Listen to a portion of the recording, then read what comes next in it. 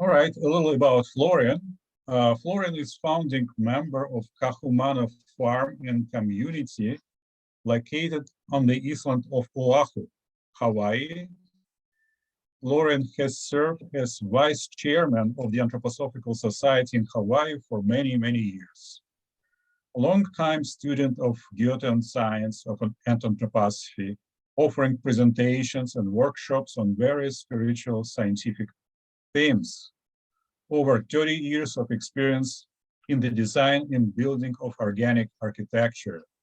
Married to a Waldorf teacher and father of 3 Waldorf graduates.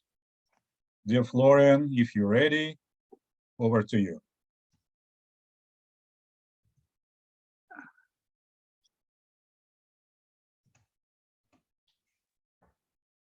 So can you see the screen? Yes, Okay. excellent. So each time that I work with this subject, it is obviously tends with the help of anthroposophy to get deeper and deeper. And it's not possible to do full justice to this challenging theme, but we can sketch out some areas that are of importance to work with. And this first title slide has at the bottom this image from the first Goetheanum ceiling, which was the only word written in the Goetheanum, the word ich, and it has to do with I, the I am. That's sort of the new stage in human evolution that the whole earth represents. And that's sort of the pivotal leverage that we have to raise our consciousness from the lower self to the higher self through meditative work, through inner development. And without that, we're not really in a position to face the mystery of evil, which is growing ever more powerful in our everyday lives.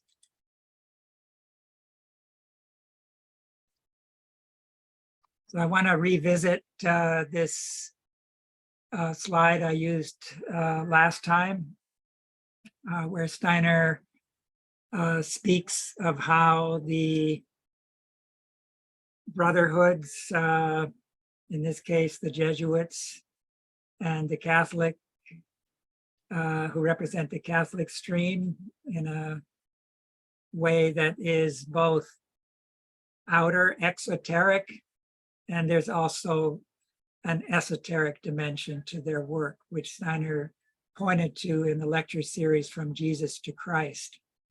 And he says that that is when the real opposition to the Anthroposophical society and movement really came to the fore, was when he shed light on these more esoteric practices of the Jesuits and how they're related to the Rosicrucians and Goethean science and the like. On the other side, we have the Cain stream, which, if one recalls the story of Cain and Abel, this has a more masculine character, whereas the Abel has a relationship to the more feminine, and the shepherd, the priest, whereas here on the Cain side, we have more freemasonry, and occultism fits into that. So Rudolf Steiner himself differentiated between a more positive impulse that arises out of this Freemasonic stream, and there's then those that represent the more backward aspect of it. And he then says, these two streams of humanity remained in fierce enmity. Only in one way did they unite in peace, in their hatred of the stream of the center. The result of this unification of the two otherwise warring streams was a destruction of the St. John building, the Goetheanum. So this sculptural group was meant to be at the very focal point in the back of the stage under the smaller cupola, which had 12 pillars, 6 related to each other on either side. So there was a central axis to this building, and that central axis would lead the viewer who entered the building from the opposite side to look ahead when that curtain was open to this sculptural group. And it was the only real integral part of that building that survived the fire, aside from some minor things that could be carried out of the building during the fire, which took place on the New Year's Eve of 1922 leading over to 23. So that we're right now approaching the anniversary of this in the upcoming Holy Nights, the pivot of the year. It's like the year also represents a relationship to the cosmic year. And so the fact that there's a battle going on between these movements that are oriented to the hierarchies, to the Christ being, to Michael, and those who oppose it. This is the time of the year when that clash comes to expression. And one can see that also with the laying the foundation stone in the hearts of the members a year later. So here he says, the sculptural group, the representative of man, holds many secrets that cannot be discovered with a few critical glances. Whoops, it's somehow moving here.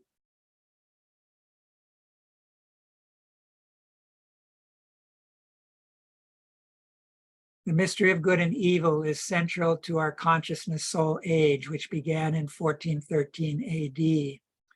In contrast to the prevailing dualistic approach, which polarizes good and evil, resulting in an endless conflict in the middle, a Trinitarian approach, expressed artistically in the sculptural group, elegantly resolves this conflict by revealing how the double nature of evil is alchemically transmuted through the dynamic art of balancing all opposites, which together provide the creative tension that allows the universe to evolve. Where better to look for the most luminous example of this tension than in the world of ideas, which brings to expression the primal ground out of which all creation has proceeded. That was sort of my little introduction to this sculptural group. Here's Rudolf Steiner saying that the higher potential of the human being can only come to realization with a modern Trinitarian approach to thinking. The human being in the middle, the Luciferic on the one side, the Ahrimanic extreme on the other side. The Ahrimanic materialism, the Luciferic spiritualism as the two extremes. The human being is a source of balance. If you want to comprehend the truth, you cannot be an idealist or a realist, a materialist or a spiritualist. You need to embrace the one as well as the other, You need to seek the spirit with such intensity that you can discover the spiritual within the material. And you must penetrate the material so that you see through the material to find the spiritual. This is the task of the modern age, no longer to fight over spiritualism and materialism, but rather to bring about equilibrium.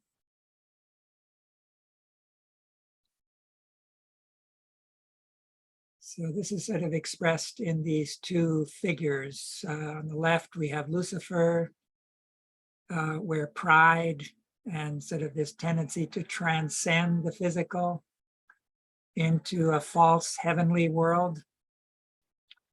And it's particularly the human head, and the larynx and ear play a role here as well. And then you have Ahriman, where the more sclerotic tendency of hardening, the denial of the spirit, this clutching and working from the subconscious up into the human soul to try to pull it down into this abyss.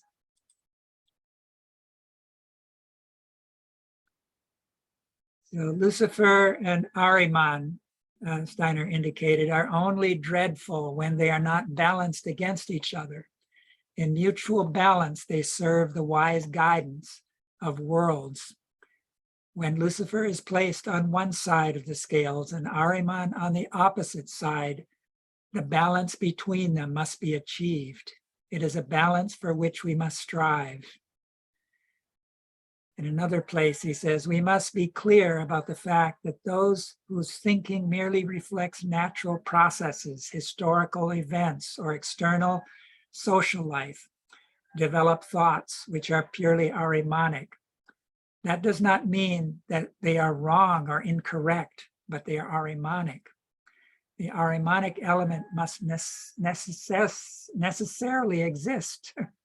The whole content of natural science is Ahrimanic and will only lose its Ahrimanic nature when it becomes imbued with life. This will happen when man's thinking ceases to merely mirror external phenomena in a mechanical way. Thinking must become creative. It must become saturated through and through with spiritual content. Social laws, laws of rights, etc., will be Ahrimanic if, when formulating them, one relies solely on that capacity, on that aspect of thinking which mirrors external events and reflects upon them. When in such instances, Ahrimanic forces are active in spheres where they do not belong, they become destructive. Healing will come to our age when the thoughts and ideas that are applied to social conditions and political life are in living contact with spiritual reality. That's taken from Karma and Materialism. So here you have the sculptural group placed in the middle of these 12 philosophical vantage points. In a previous slide, I quoted Steiner as saying we can't just have realism, we need idealism to counterbalance it. We can't just have spiritism, we need materialism to balance it. So we need all of these together. These are like the 12 stars around the crown, as a crown around the head of Sophia. Sophia represents world wisdom, the archetype of the human soul. And this being, this Sophia being, overlights us in our time. And we need to look up to her. She is like the lamp that the wise virgins spoken of in the Matthew Gospel, in the mini apocalypse. The foolish virgins don't have the oil in their lamp. They've bypassed the Christ event. So they can't celebrate the world Christmas that's upon us now with the second coming in the etheric. So after the burning of the Goetheanum, a new building was built. It now was built largely with funds from the insurance companies who didn't really want to pay out that huge amount of money. And one can see it as a kind of fortress now that is meant to shield what goes on inside against the oppositional forces that had been growing stronger and led to the destruction of the first Gutianum. You can see in above, if you place a cross-section of the two buildings together, how the one fits over the other. And I've shown in other instances that, in other presentations, that you can take a cross-section of the first Gutianum and relate it to a cross-section of the human head. And that this is a very important part of the secret of that building that relates to the Grail mysteries. The second Gutianum can be seen as a skull that is then covering that etheric head that was destroyed, which was embodied in the first Gutianum. In order to fulfill what Steiner talks about in the philosophy of freedom, upon which the rest of his work was built, we have to shift our thinking from the physical brain to the etheric brain. And when we connect that way with the hierarchies through this imaginative, inspirational, intuitive forms of consciousness, then the larynx, the word, can speak of this co-creative source of wisdom. And this is the micro-logos that Rudolf Steiner embodied when he spoke from that lectern that was there at the front of the stage in the first Gutianum. At the bottom right on this image, you can see a silhouette of that podium and how the whole second building, the second Gutianum, was really a metamorphosis of that podium. In the beginning was the word. The Logos mysteries were meant to live in this building and resound in the cupolas of the first and also in the second.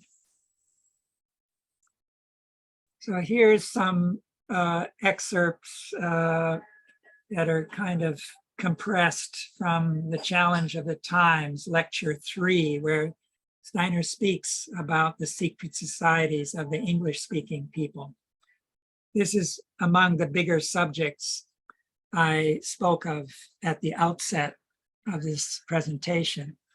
And perhaps in the future, I can follow up by shedding more light on the history of these groups, which we won't have enough time to get into today. Here he speaks of how they were aware of the fact that there are three types of occultism, and that the peoples of the East, geographically speaking, have a gift towards manifesting eugenic occultism. Eugenic occultism has to do with the birth mysteries. And on the other side, you have the people of the West. That would be the Americas, the United States, Canada, but already England on the west of Europe is related to these peoples of the West.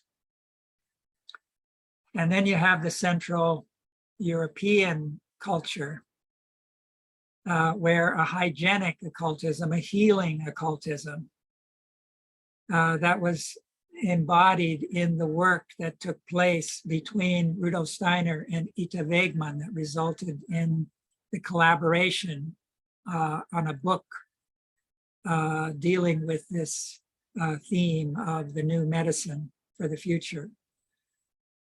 And on the West, these people of the West have a special gift in relation to mechanical occultism. Now, each of these gifts has both a positive and a negative aspect. And I sought to show the last time that this is directly related to how we cross the threshold. I showed the being who arises in the book of Revelation in the 10th chapter and leads over to the 11th chapter, where in the depiction of the Rosicrucian seal, the fourth one, you have this being has two pillars as his legs. The pillar on the left is red and has the symbol for Yachim, and the pillar on the right is blue, related to Boaz. And these were the pillars that led into Solomon's temple that play an important role in Freemasonry. And if you weren't able to cross through the middle between these, but you succumb to the one-sidedness of the one pillar or the other, then you get pulled in the Luciferic or the Ahrimanic direction. And that leads to then a distorted form or a negative form of eugenic on the left and a negative form of mechanical occultism on the right that's bound up with the subnature forces. So we can see in our time with the war in Europe, the Second World War, which was really linked closely to the First World War, that this led to the destruction of Middle Europe in all of the regions where Rudolf Steiner had been working. These destructive forces were rampant. And of course, Hitler embodies these negative forces of evil that we're trying to shed some light on in this presentation. And that led to the Cold War. The Cold War polarized East and West and really shut out the influence of the middle, which had been weakened through these destructive attacks on the middle. So behind Hitler was the sun demon Zorat.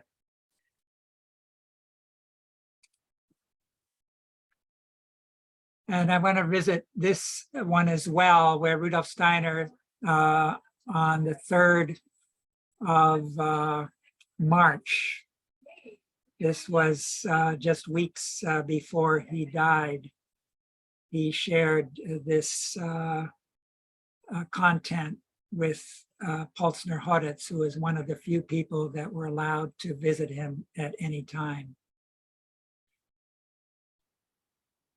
And there he speaks of how important it is for members of the Anthroposophical Society to take up this theme that he spoke of in this conversation. So Pulsner Hoditz then recorded some of this and said, then we spoke about the activity of the Roman Catholic, that would be also including the Jesuits and Western lodges, and with great earnestness had Dr. emphasized that 3 problems were to be solved, the result of which would be of very special importance for the future. 1, the question about the 2 Johns, John the Baptist and John the Evangelist. That's something that Steiner really touched upon for the first time in his last address on the 28th of September. He was intending to give a second lecture, but he was too weak. And after that, he was on his sickbed for the rest of his life, aside from, visitors sometimes sitting up to meet them in his room in the studio under the sculpture that we showed earlier. The second was, who was Demetrius, the Tsar Dmitri of Russia, who reigned very shortly from 1605 to 1606. Where did Caspar Hauser come from? In all of these, it is especially important that one gaze in not the direction towards the death of the subject, but towards the birth. Where did they come from and with what task? The individuality hidden behind the veil of Caspar Hauser is a being who has worked inspiringly into Rosicrucian connections from the beginning and had incarnated on the 29th of September, 1812, as the son of the Grand Duke Karl of Baden and his wife Stephanie de Beauharnais. This individuality had an important task of esoteric Christianity to fulfill. So Stephanie was an adopted daughter of Napoleon. And Napoleon, of course, had taken charge of France and extended that power as a kind of emperor with various wars, etc., in the aftermath of the French Revolution. French Revolution, the Freemasonic groups played an important role. And at that time, the Count de Saint-Germain, who was an incarnation of Christian Rosenkreuz, tried to play a positive role. However, he warned that a storm was brewing, and he tried to help others to be ready for this, but not people weren't ready to listen. So the last time I spoke more of Caspar Hauser, and again, these subjects are not something you can cover in a short period that I have available here. But those who can read German, Sergei Prokofiev wrote a book on the riddle of Demetrius. And another anthroposophist, also in German, wrote a book called Demetrius in the development of Christianity. That's Peter Tredowski. And he is one of the few people who took up all three of these tasks that Steiner mentioned in the previous quote from the slide I just covered. Tredowski's book is like 600 and some pages and never been translated. In fact, all three of his books on this subject haven't been translated. Although Prokofiev's other books are translated, some of the ones dealing with Russia and the Slavic weren't translated. But he also sheds light on this theme in Die geistige Aufgabe Mittel- und Osteuropa, the spiritual task of Middle and Eastern Europe, which is a longer book. Now, it's interesting that Prokofiev and Tredowski, and this was really initiated by Prokofiev as a result of conflicts within the society that had to do with Judas von Halle. We know that Tomberg wrote several books Prokofiev had several books dealing with Tomberg, who's a controversial figure that we can't get into here, but then later also with von Halle, who had the stigmata, and she was a very close associate of Peter Tredowski. In fact, Peter Tredowski came out with her when she first revealed this phenomena that she was going through.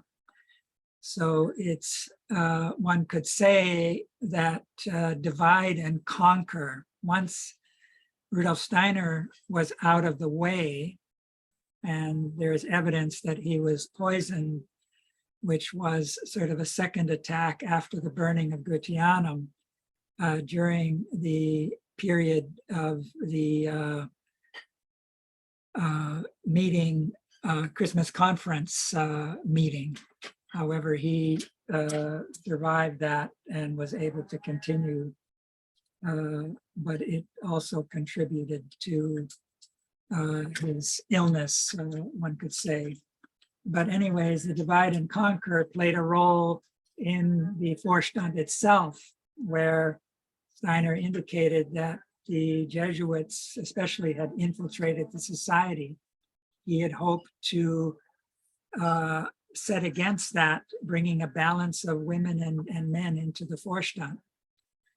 But then the fact that the women, two of them to begin with in 35, and later Marie Steiner herself, were kind of pushed out of the Vorstand.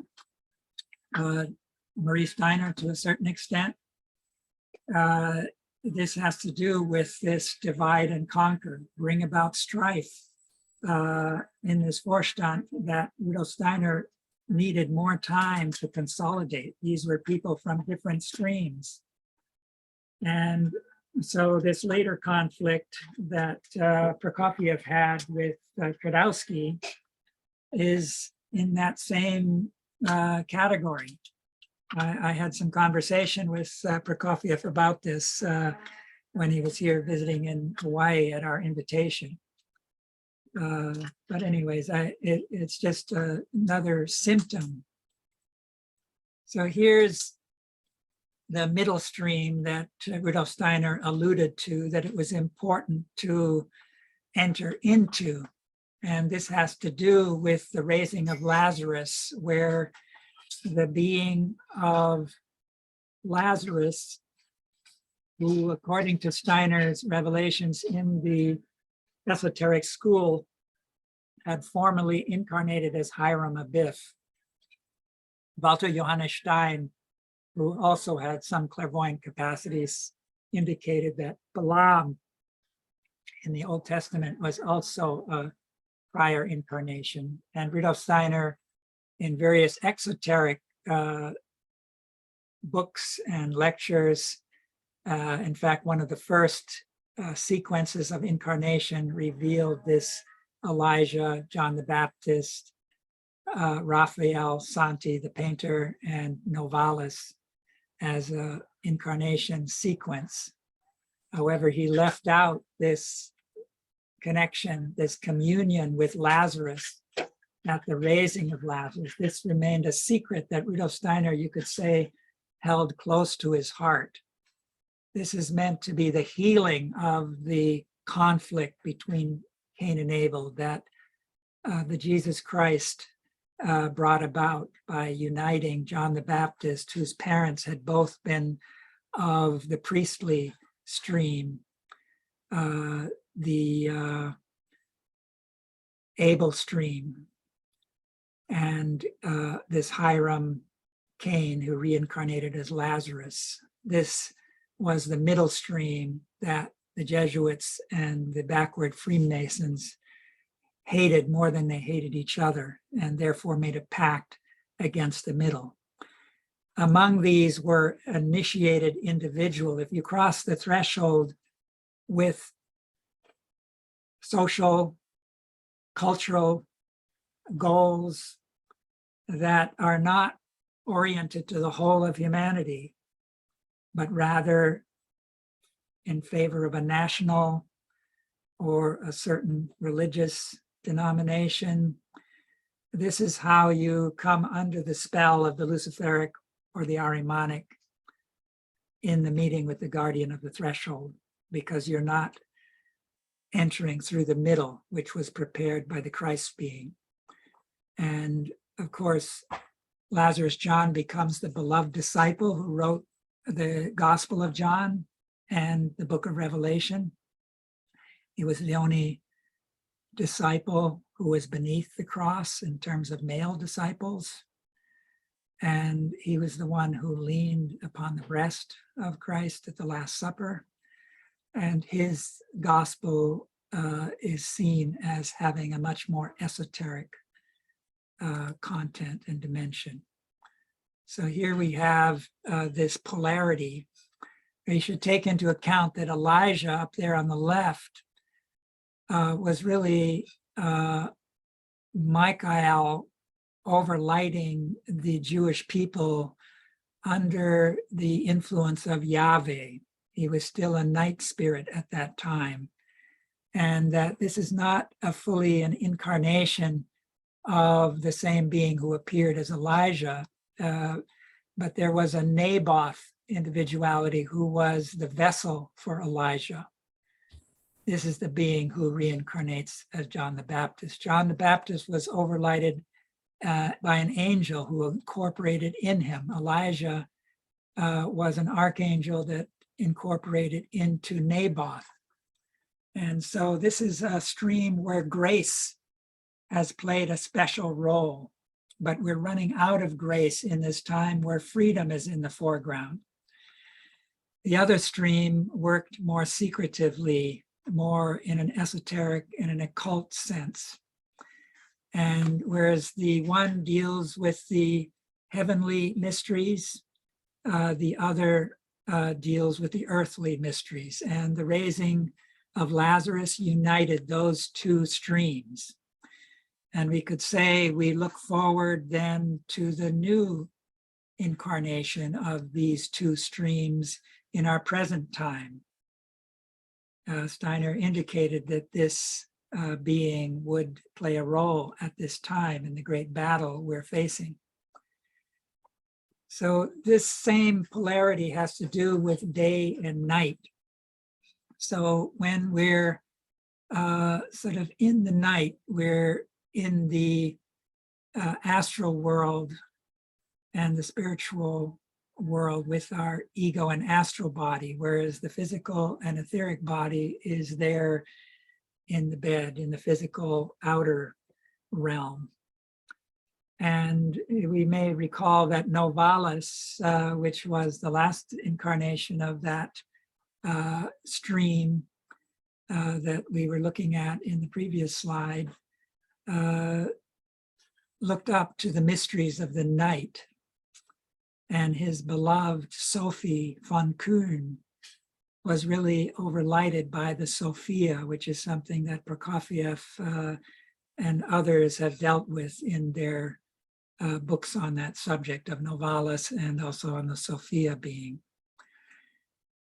So there you have a communion with your angel, providing you've prepared the way with meditative work, with cultivating this more imaginative faculty, because the angels have as their lowest member the etheric. The language of the etheric is the reflection of the astral world, which is a world of pictures and images. So we need to learn that language in order to communicate with our angel, ideally. On the other side, we have the fourfold human being when we're in our day consciousness. There, all four members, the physical, etheric, astral, and ego, are united. And there we need Goethean science. We have to lift the veil of Maya, an illusion that the physical tapestry of the sense world represents. This can be done with the help of pure thinking, heart thinking, sense-free thinking, feeling and willing. Inspiration pierces that veil. And so we need this vertical dimension. So Steiner indicated that the ego, to begin with, tends to be living in our day consciousness. That's the first part of the consciousness soul, where the ego is in the physical body, and that consolidates the ego. But that ego is the lower self. That there's, if we look back over our life, there are gaps, and those gaps are the night that we've left out. So in order to arrive at the higher self, we have to add the night serpent. The spiritual world, the soul world, is hidden behind the veil of sleep. That's the veil of Sophia, the veil of the star world, the great Isis of the Egyptians. We have to lift the veil of the new Isis to bring in that dark serpent. And then the two can complement each other, and the higher self can flame up. And we then have to, like the woman standing on the moon, we have to put the lower moon forces, which are bound up with the brain, and our generative forces, we have to bring them under our control. So here I'm trying to show how this same uniting of these two, the heavenly and the earthly, can build a Grail chalice. So the mysteries of the Grail are very much part of this. And I would like to say that there's some of these slides have a certain complexity. So those who wish to have copies of these slides are welcome. If they could email me at floriansydow@gmail.com. Now, sometimes I'm busy, I'm not able to attend to it right away, but I will do that over time, or I can also provide them with Andre and the Chicago Society, so one could request them from them as well. So here we see that the Cain impulse has to do with the fire mysteries, whereas the Abel more with the water. The redemption of Lucifer has to do with these fire mysteries and the penetrating of the interior of the earth, where this battle that I've referred to in other presentations is centered. Those are the hell regions in accordance with the Rosicrucian view of the interior of the earth. And the Christ penetrated the interior of the earth and also established his throne at the center of the earth. So there's a battle there for the future that we can participate in through the celebration of the festivals, which can be seen as 4 main gateways to the new sun mysteries that were brought into the earth by the Christ through the mystery of Golgotha, through this descent into the hell regions that I brought up last time. And so the sun is there above the chalice on the left, the moon below. This is a Grail symbol. And we are collectively crossing the threshold. So we need to get in touch with these balancing forces, which are related to the balancing of Lucifer and Ahriman, with the Christ in the middle that's there in the sculptural group. Volcanism is related to the 6th layer of the interior of the earth. The more we use electrical and these subnature forces and send them into the atmosphere of the earth, and between us and the satellites, the more we will cause earthquakes and volcanism and destructive forces, because they're related to this interior of the earth. This is in the middle here, a seal that's the 7th Rosicrucian seal. And there's a lot to this.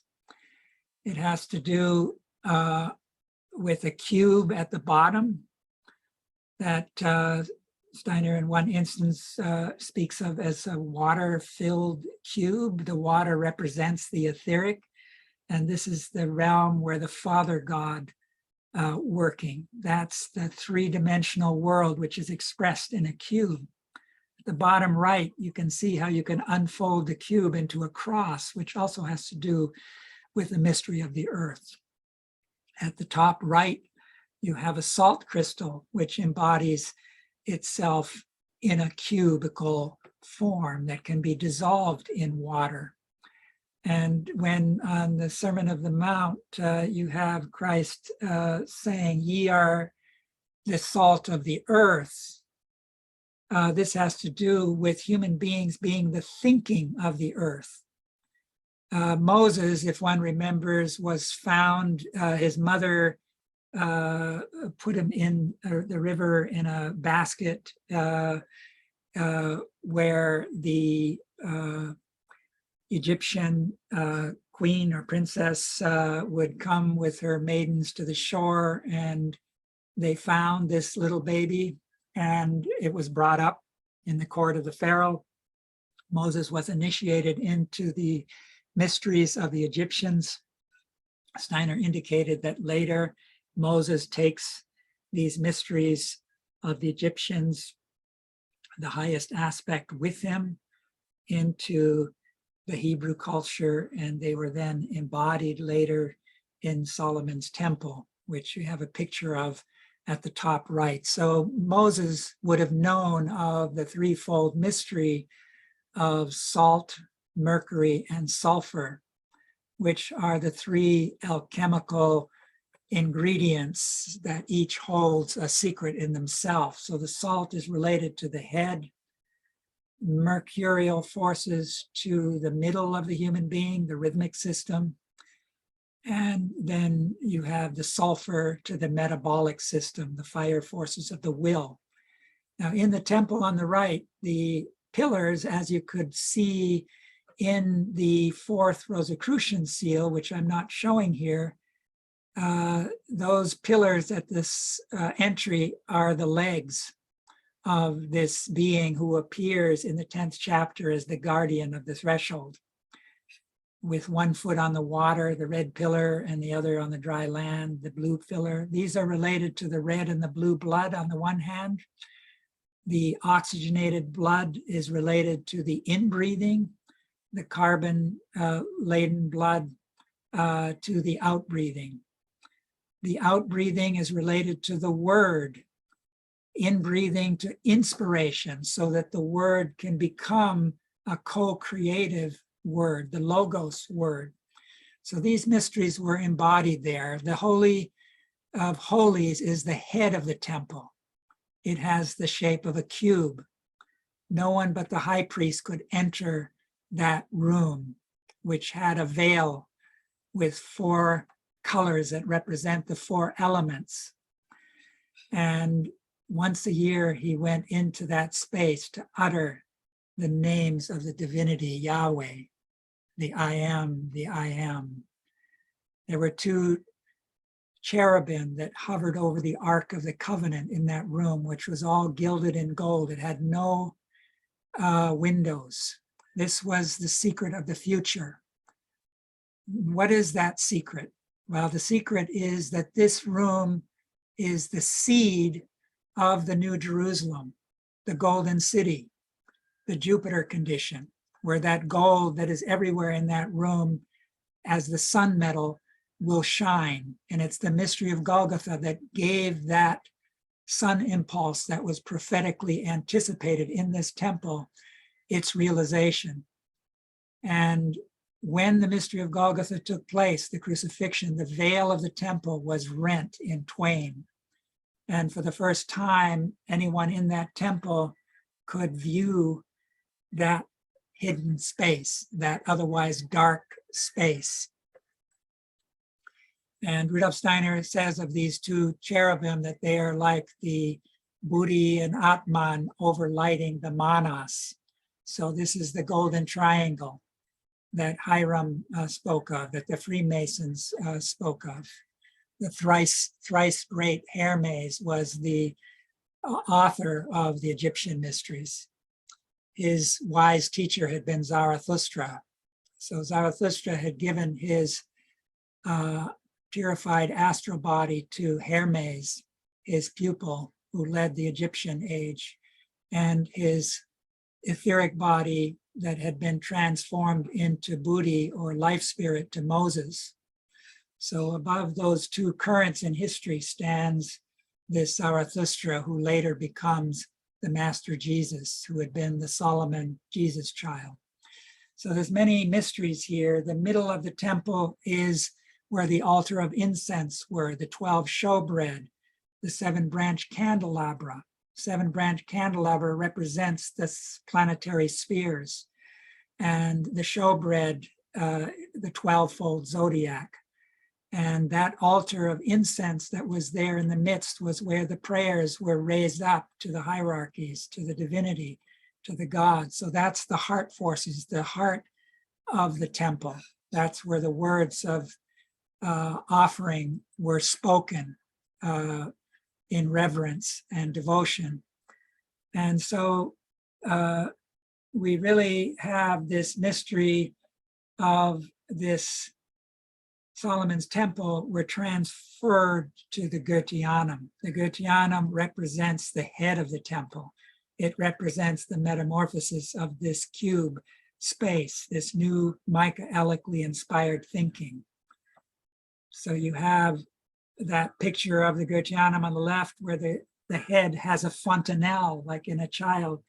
The head is still soft and open, hearkening back to when human beings were inspired and connected to the gods, had not yet gone through the Kali Yuga. That's renewed in this future-looking temple of the Grail that was maliciously destroyed by the adversary out of the jealousy of men. So how do we then renew this communion with the gods? Steiner indicated that this was through reverse ritual. During the lecture Steiner delivered on the night that the Goetheanum was outwardly destroyed by fire, Steiner spoke of how spiritual knowledge is thus a real communion, the beginning of a cosmic ritual that is appropriate for present-day humanity. He later indicated that on that very evening, the link was made with that to which our Goetheanum building was to be dedicated in its whole being. The first beginning of what must come to pass if anthroposophy is to fulfill its mission in the world is that our whole relationship to the world must be recognized to be one of cosmic ritual or cultus. So this is a reverse ritual in contrast to the altar in the Catholic Church, for example, where the members of that community have an unconscious relationship to their prior incarnation. And this helps to build that community around this altar, which brings the spiritual world down through the sacraments. Steiner gave 7 sacraments to the Christian community, which included the communion. And the members of the Christian community were invited also to join the first class. Many of them participated in the Christmas conference. So you have there this Lazarus stream, which has both the Cain and Abel side working through Rudolf Steiner in helping these priests who came to him for a renewal of Christianity, which again was celebrated earlier this year, the anniversary of the founding of the Christian community in 1922 can be recalled. Steiner indicated already in 1911, by means of meditation, concentration exercises, and all that we can acquire as knowledge of higher worlds, we become ripe in our being to experience not merely thought worlds, not merely worlds of abstract feeling and perception, but to permeate ourselves inwardly with the element of spirit. Thereby thoughts, meditative thoughts, will be able to live in us. They will even be the very same, only from within outwards, as the symbol of the Holy Communion, the consecrated bread, as being from without inwards. In response to Friedrich Riddlemeyer's question, is it not possible to receive the sacrament without bread and wine, only in meditation? Steiner responded, it is possible. From the back of the tongue, it is the same. When this kind of consciousness is present and groups of anthroposophists are formed in this way, the something of an enmity, eminently community building nature appears in this other pole of the ritual or cult, in what I might call the reverse ritual. And out of this can grow this specifically anthroposophical way of creating community. We live in the consciousness soul period, which begins with a very strong consolidation of the ego by incarnating deeply into the physical body during the Kali Yuga. And we're then meant to lift the veil to the mystery of the night to complement that. But if we get stuck there, then we take up this more antisocial. The intellect is antisocial. So I wanted to speak some about what Steiner introduced in the early esoteric school. He spoke of a renewal of Freemasonry. In the Royal Art in a New Form, which is one of those lectures that appears in the Temple Legends series, Steiner speaks of a future renewal of Freemasonry, which would come about by pouring new esoteric content in the old Freemasonic vessel symbols. However, in order to facilitate this, women would need to become active participants. The old enmity between Cain and Abel streams needed to be reconciled and resolved through a co-creative endeavor.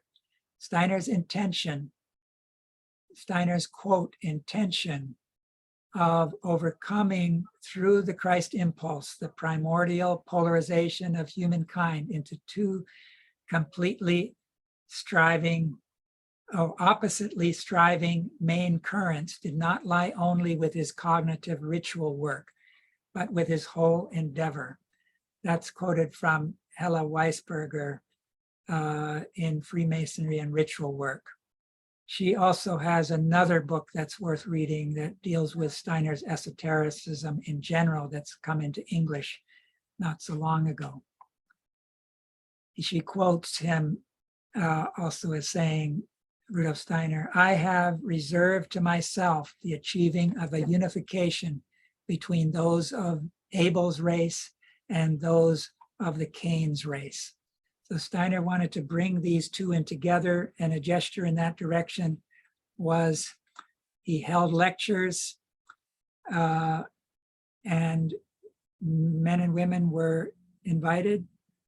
Then he held a lecture just before the Royal Art in a New Form, where it was just men, then another one just women, and then in this Royal Art in a New Form, it was both men and women. And then when he began the work with this Freemasonic impulse, both men and women played an important role. And the fact that he had intended to have Ita Wegman lead the first class, Marie Steiner the second class, after he had gone on to the third, those show how important these women were meant to be in the Anthroposophical Society. However, his premature death, which resulted from these various attacks by these backward brotherhoods, he was not able to fulfill that goal. And so we have the first class and not the second and the third. In the esoteric school, Steiner revealed that a middle stream initiated by Christ Jesus through the raising of Lazarus, meant to heal and reconcile the conflict between Cain and Abel, had flowed into Anthroposophy.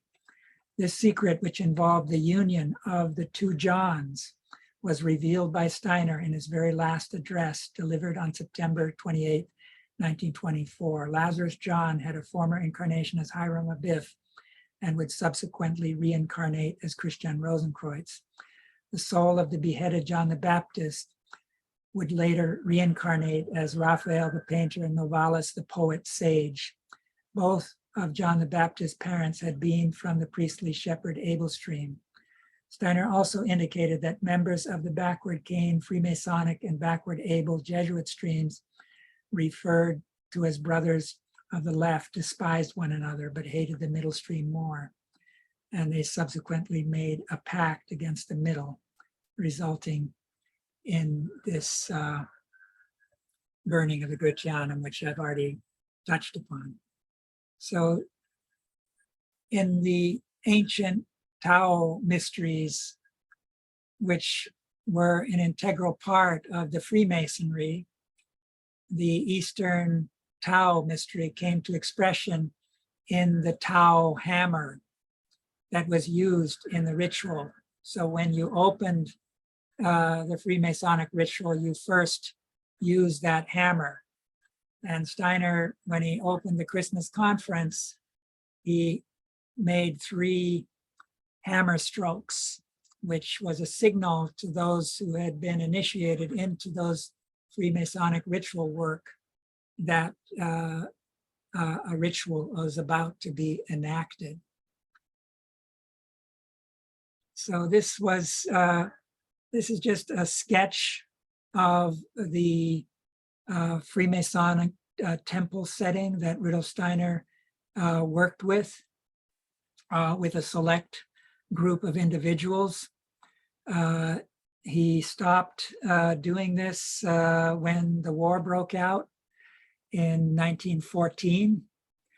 It says here with the altar on the left, that's related to Manas, the altar on the right to this Atman, spirit man. Manas is the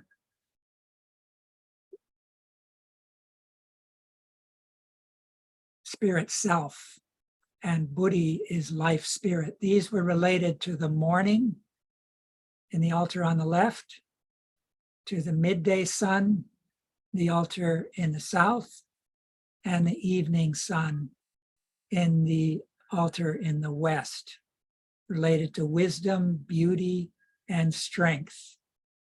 3 attributes that need to be cultivated in order to balance thinking, feeling, and willing. You need to, in order to understand the importance of this, you need to remember that when an individual crosses the threshold, which this work was all about, that walking between the pillars of Joachim and Boaz that were on the left and right of that entry to this lodge represented the crossing of that boundary. The 3 soul forces of thinking, feeling, and willing would separate. And you now had to work to bring them into balance consciously, because they were no longer incorporated in the body. They were now lifted out of the body and they became autonomous. So if you don't harmonize them, which only the higher self can do, then they're in conflict with each other. And in our time, because the education tends to leave out the feeling, there's often a conflict between thinking and our will, which is related to the lower instincts and the most unconscious part of our nature. The 4th altar I'm showing in the north was only used for the highest grades, and it represents the sun at midnight. So this has to do with making the day-night rhythm sacred. And this was an attempt to recover what was an integral, important part of the Freemasonic impulse, which is one of those that have come from the Mani being, who I spoke of last time as the leading initiate of our 5th post-Atlantean age, who appeared as Parzival in a later incarnation, and had been raised from the dead as a youth of 9 by Jesus Christ, and was a representative of the Egypto-Chaldean culture, had lived there as an initiate, aspiring initiate, as the youth of Zeiss, which Schiller had spoken about, and Novalis also integrated in some of his poems. So this is related to the 4 cardinal directions and the day-night rhythm. And I spoke of how in other presentations, the pineal gland is at the middle of the head, and it can become a Grail vessel. Well, it's with the balancing of the night and day human being, which are polarized if we don't bring in this balancing, where instead there's a battle at the pineal gland. Only through developing this compassion that Parzival needed to develop can we carve out that hard stone. That's the one organ that needs mineral deposits. The brain sand is connected with our wakeful consciousness.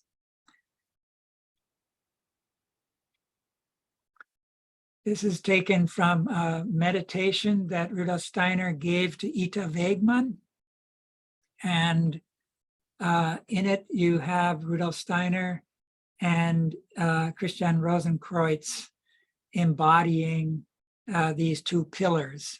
In this case, the blue pillar is shown as Christian Rosenkreuz and the red pillar as Rudolf Steiner. However, in the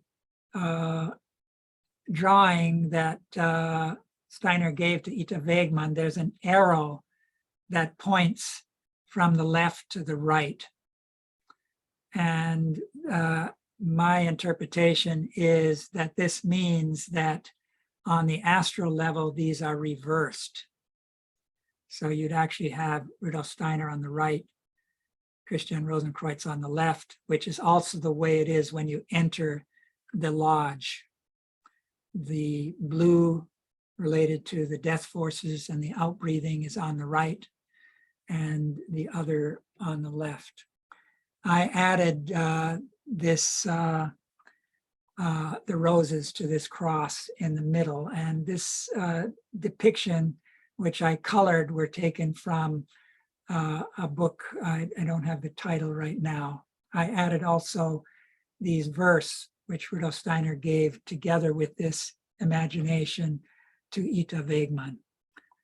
And it has at the bottom, and Christ with the symbol of the cross, and O stands as spirit beside you. I receive the word in the seven. So these 7 verses are related to that word that is received with the 7. And it's related to, as I've pointed out in other presentations, the 5th stage of the Rosicrucian initiation involves the marriage, the union of the microcosm with the macrocosm. So this verse is related to this communion with the macrocosm. I hold the sun within me. As king, he leads me into the world. I hold the moon within me. She preserves my form. I hold Mercury within me. He holds sun and moon together. I hold Venus within me. Without her love, all is naught. She unites herself with Mars, who speaks my being in the word. That Jupiter may illumine the whole with wisdom's light. And Saturn, the mature, may ray within me the colors of my being. These are the 7 of the world. I am the 7. I am the world afar from the earth. I am the sun. So Rudolf Steiner points out, when you cross the threshold and you're on the other side, the sun becomes your heart. The solar system becomes your extended body. You become a macrocosmic being. The only thing outside of you is your physical body, which now you begin to move around.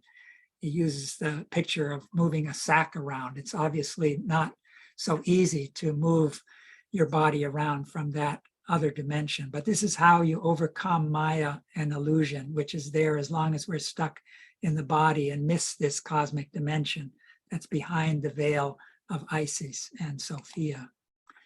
So this is another version of the temple that was built in Stuttgart.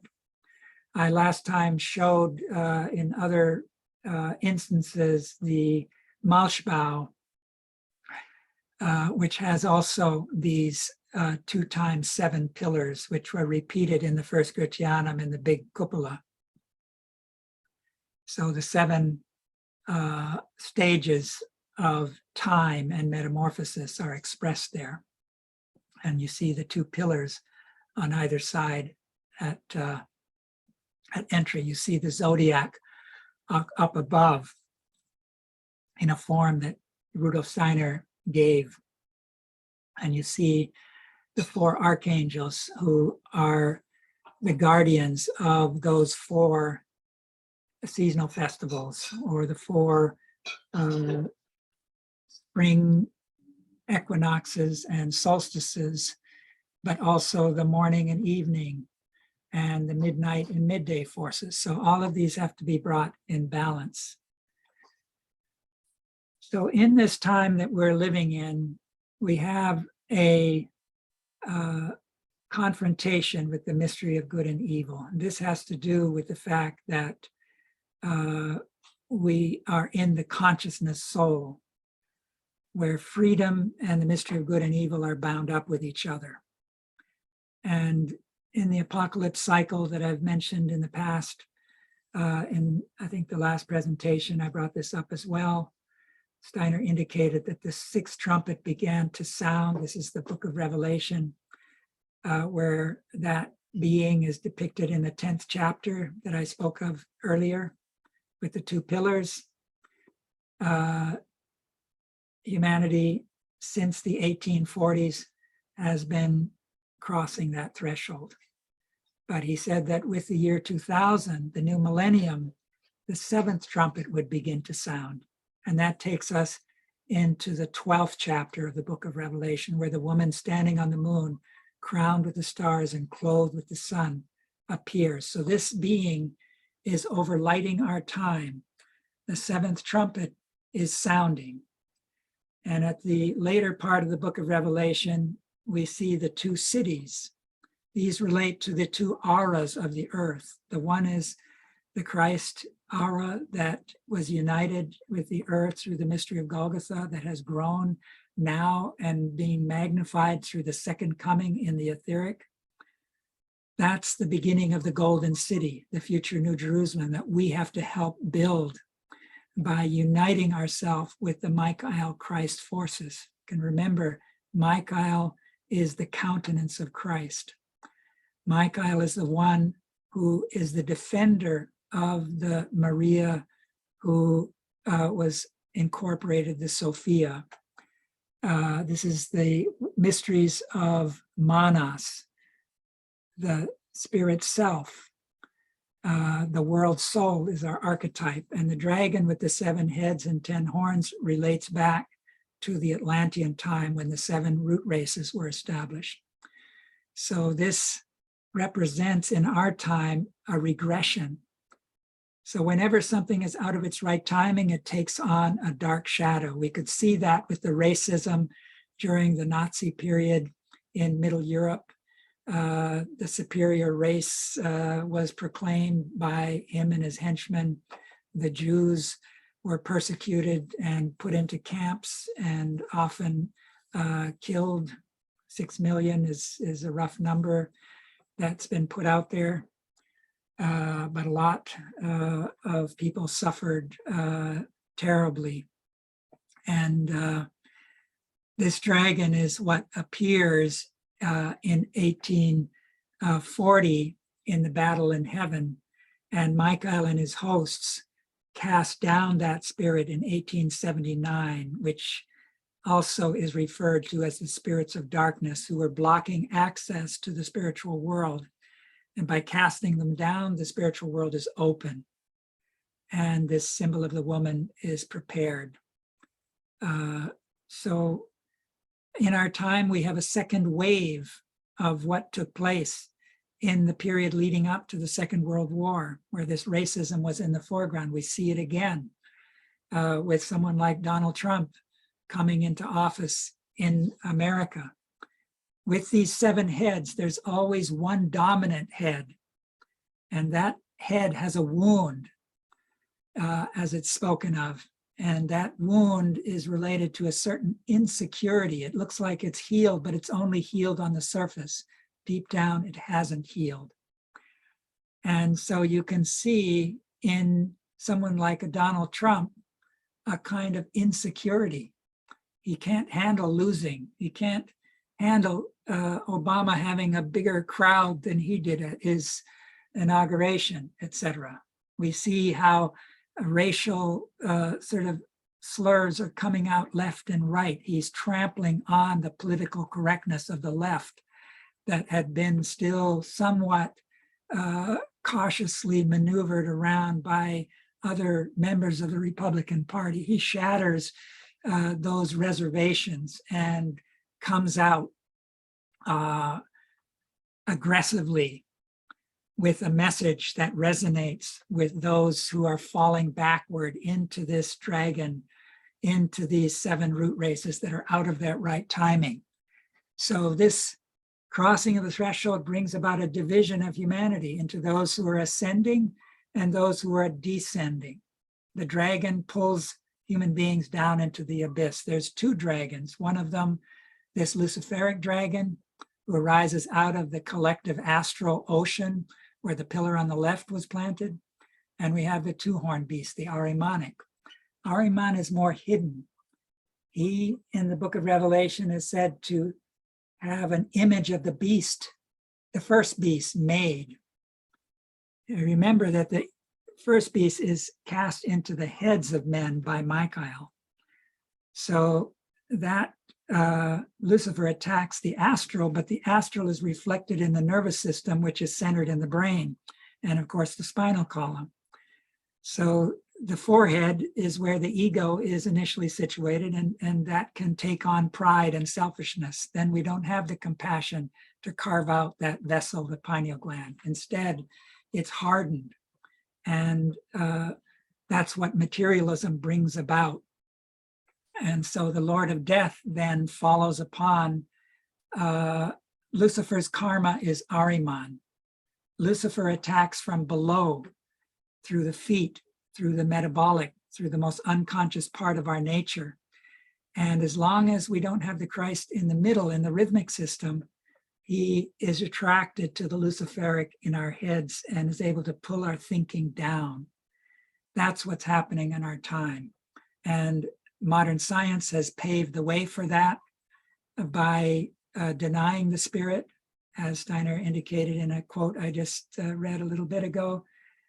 Modern science is Ahrimanic. And we heard in my last presentation how Francis Bacon, the father of the Royal Society, which launched the modern science in the West, had been Harun al-Rashid, and some of that 666 impulse was taken up. So we have recently the 3rd 666, which was in 1998, and that is like an epicenter in time. It reaches back in time to Hitler. This is the Sorat being coming in, but it reaches into our time. And technology is one of the main ways that this wave comes into our civilization. So you have this woman standing on the moon juxtaposed with the Whore of Babylon. The woman standing on the moon ensouls the heavenly city that has 12 gates, and 12 pearls are the 12 gates. The Whore of Babylon ensouls the fallen city. I've in the past tried to describe how this is the whole earth becoming interconnected with the help of the internet and the World Wide Web, and connecting all the financial centers, especially to begin with. This is a worship of mammon that takes place in our mall culture, in our economic sphere. Steiner says that mammon and Ahriman are the same being. Money is the big seductor. We have a lot of billionaires who are aligned to Ahriman.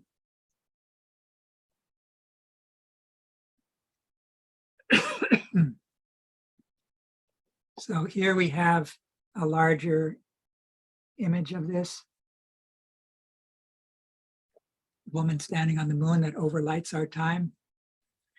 This can be seen as a world Christmas, and Michael is the defender of Sophia. Michael is the son of Sophia. And Michael is sort of the masculine archetype of our time, and he keeps the dragon beneath his feet, the Ahrimanic dragon. Without Michael, we can't conquer the Ahrimanic. So we could say of our time, the time is at hand, as Goethe has verbalized in his fairy tale, The Green Snake and the Lily, which is very much a mystery story. So it says in the book of Revelation that a flood is sent out by the dragon after the woman. that flood is spewed out in the lower astral world and polluted with all of this imagery that we get through the media these days, all of the lies and distortions and negative archetypes that are embodied in film and movies, where often billions of dollars are spent. And they pollute the lower astral. So we have to rise to a higher level of the astral. And that's made possible by the wings of the eagle that are given to the woman. So she can rise to a higher level of the astral. And that's Johannine Christianity. You remember that Johannes, John, the beloved, is also referred to as the eagle. The eagle can look at the sun, and the sun has to do with thinking on a cosmic level. Every sun, every star is a fount of light, and light is the same thing as thinking, Steiner tells us. So the whore of Babylon, which I indicate on the right, rides on this seven beast. So she evokes this racism. And she also has a vessel, but it's filled with serpents and foul things. So the mysteries are perverted, which happened in Babylon. That's why that name is given to her. The mysteries became decadent there.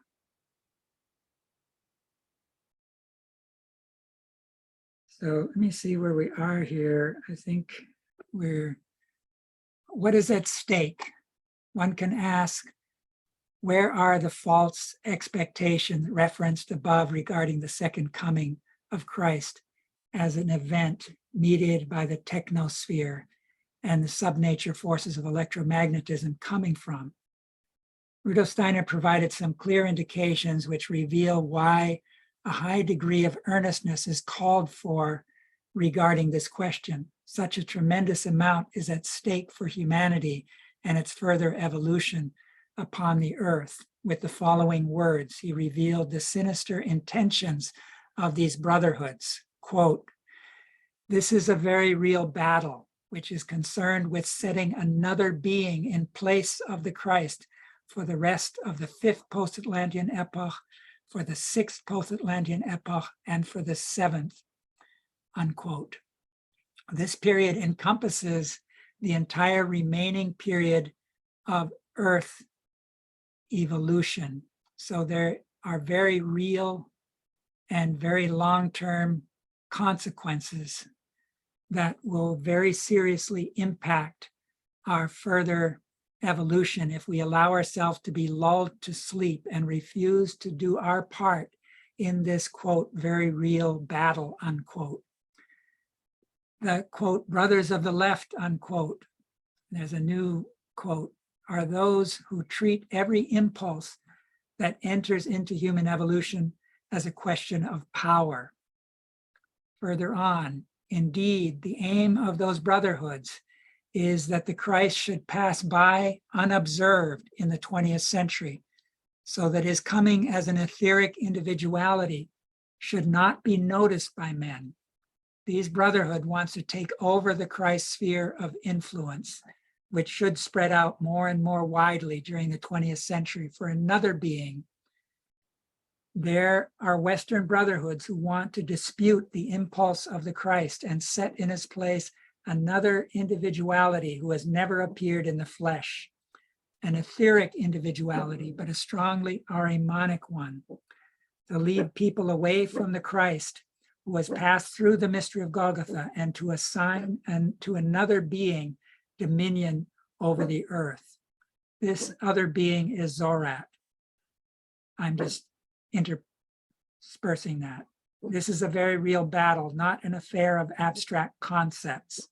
A real battle which is concerned with setting another being in the place of Christ for the rest of the fifth post-Atlantean epoch, the sixth post-Atlantean, and the seventh.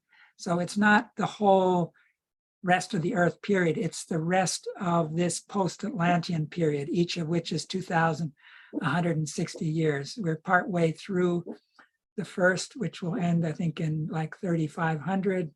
And then we got 2 times 2,160 to the end of the 7th, beyond that. One of the tasks of healthy, honest spiritual development will be to destroy and make away with such endeavors, which are anti-Christian in the highest degree. For this other being whom these brotherhoods want to set up as a ruler will be called Christ by them. Yes, they will really call him Christ. And it will be essential for people to learn to distinguish between the true Christ, who will not this time appear in the flesh, and this other being who is marked off by the fact that he has never been embodied on the earth. It is this etheric being whom these brotherhoods want to set in the place of Christ, so that the Christ may pass by unobserved. Anyways, you can ideally read more about that in The Wrong and Right Use of Esoteric Knowledge, which is also included in a compendium called The Secret Brotherhoods and the Mystery of the Human Double, which is a more recent publication.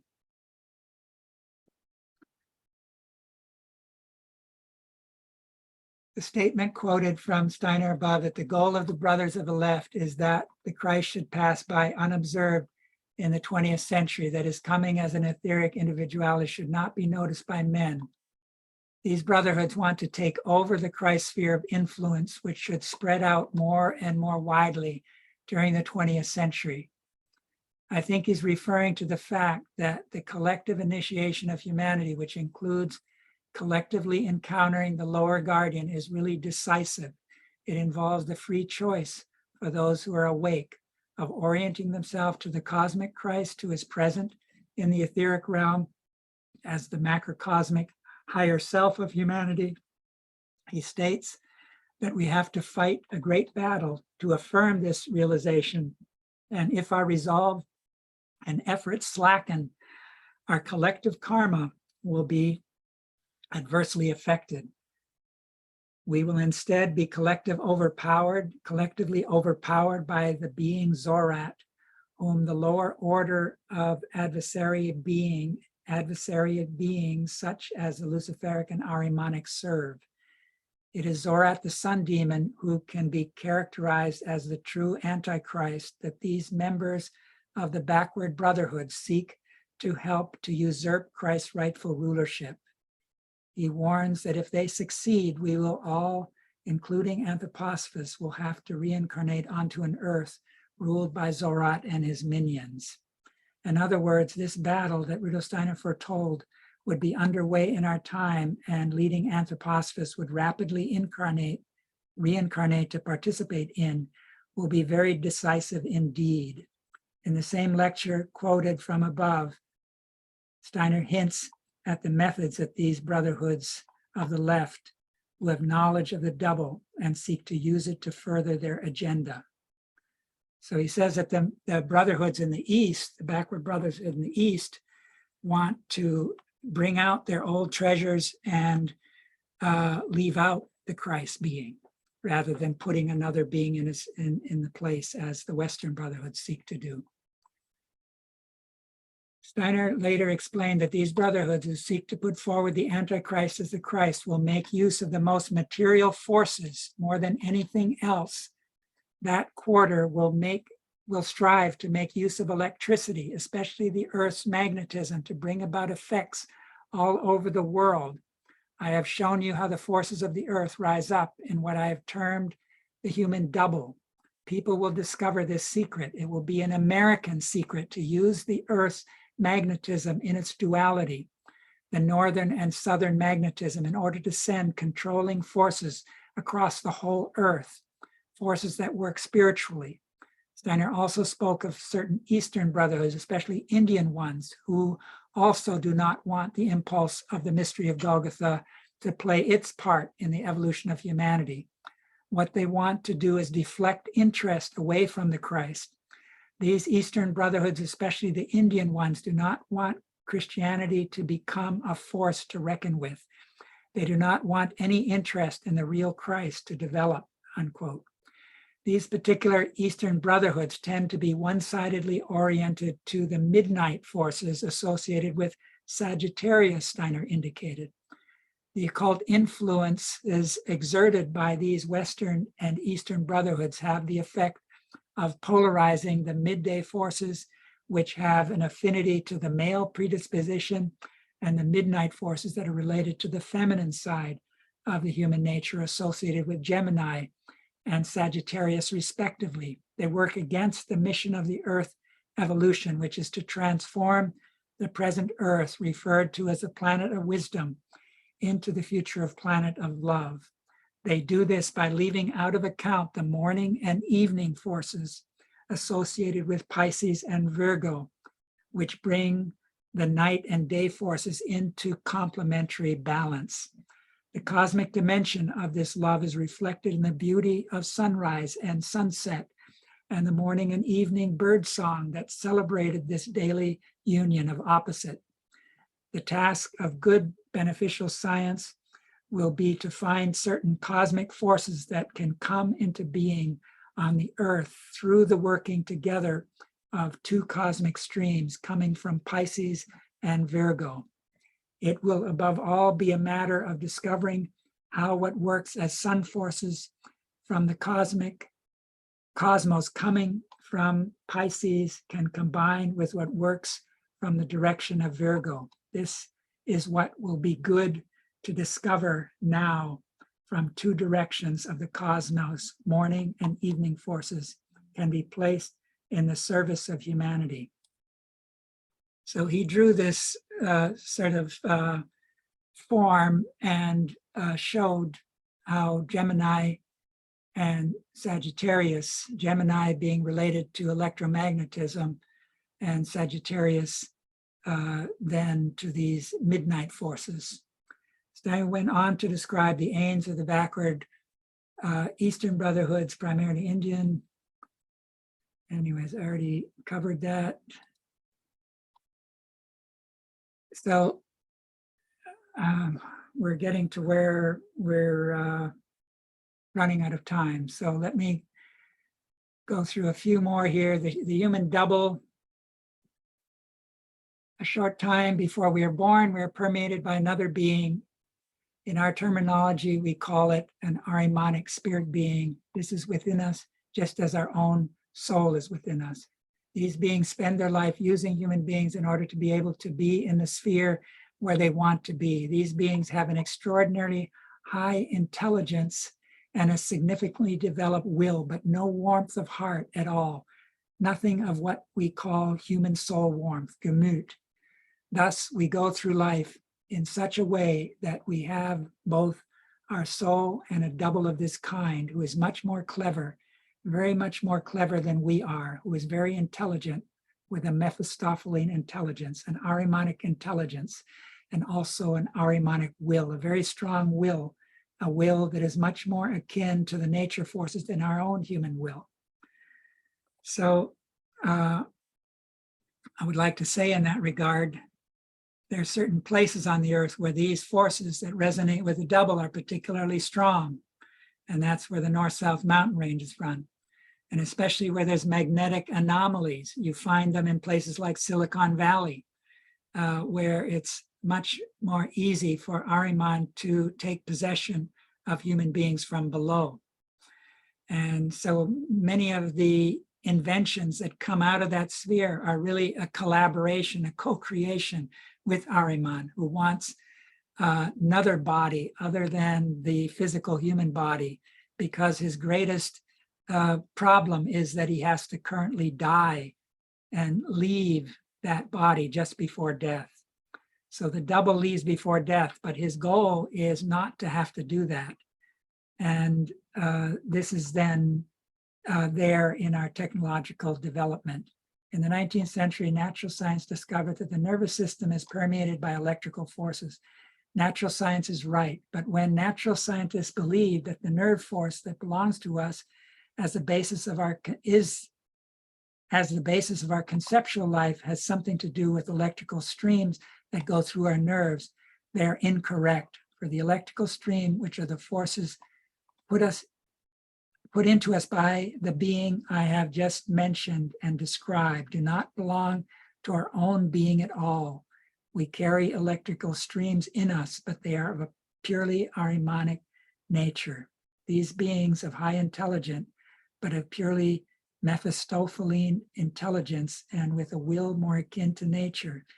Anyways, Steiner speaks of that in the second lecture in Geographic Medicine. So modern science helped to usher in this tendency. Here's a development of artificial intelligence. I'm not going to spend much time with it, but it shows how this is then the Ahrimanic coming in. So the computer is a sign of this happening in our time, that we've created a machine that's made in the image of the Luciferic dragon that has been pulled down into the sphere of Ahriman. The computer is really an image of the one dragon, the Luciferic, who enters the head, but is now come under the spell. Lucifer's karma is Ahriman. If Christ isn't there in the human heart in the middle, Ahriman can pull it down. So this is just depicting this battle in heaven with some artistic picture forms. Here's the Michaelic being who is like God, is another name for him, son and defender of Sophia. These are the archangelic time periods. Michael's last period was back in 248 to 602 BC. And in 1879, he takes over from Gabriel. Gabriel is the one who had to do with race and national and genetics and blood and heredity and all of that. So Hitler and Trump are bringing those backward impulses that came from the Gabriel period into the Michael period. Evil is anything out of its right timing.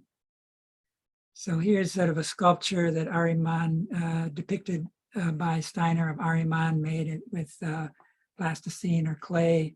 It has no forehead and it's very rigid and pointed.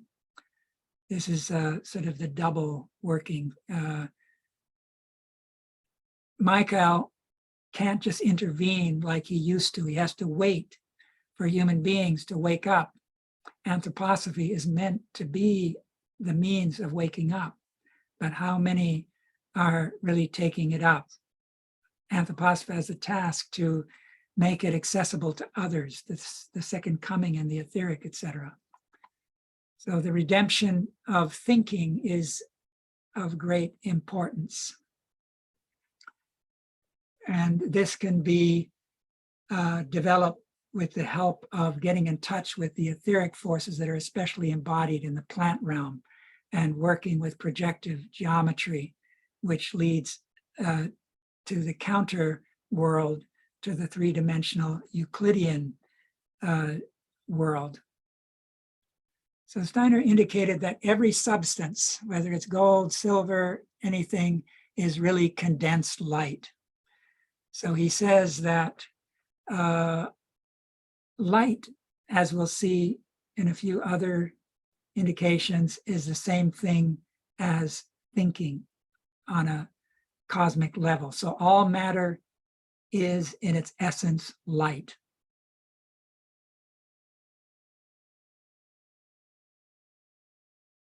So in the beginning was the thought, and the thought is something infinite, and the life of thought is the light of the eye. May the illuminated thought fill the darkness of my eye, so that the darkness of my eye take hold of it, the living thought, and live and weave in its divine beginning. That's a meditation Steiner gave. So it shows behind the more exoteric, in the beginning was the word. At the beginning of the John Gospel is in the beginning, before the word, was the divine thought. So the task we have today, Steiner indicated, is to grasp the esoteric in its purest element of thought, in mana, spirit self, to comprehend what is spiritual in the finest distillations of the brain, is the true mission of our age, to make this thought so powerful that it acquires something of an esoteric strength itself. That is the task that has been set us in order that we may assume our rightful position in the future.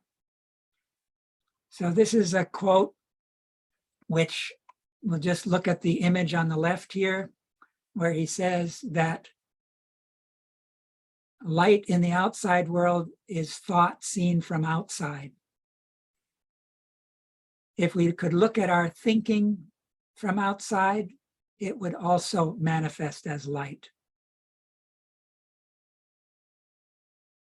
In this Berlin lecture, he points out that electricity is the same thing seen and measured and in our experiments from outside as what thinking is from inside. But this is fallen thinking. This is thinking that's related to the fallen light ether, the fallen astral world.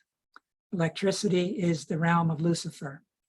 Lucifer has been cast down, although there is an aspect of Lucifer that's redeemed. Whoever is now aware of what electricity is knows that there's something living within him, which is in a frozen state, forms the atom. Here's the bridge from human thought to the atom. One will learn to know the building stones of the physical world. They are tiny condensed monads, condensed electricity.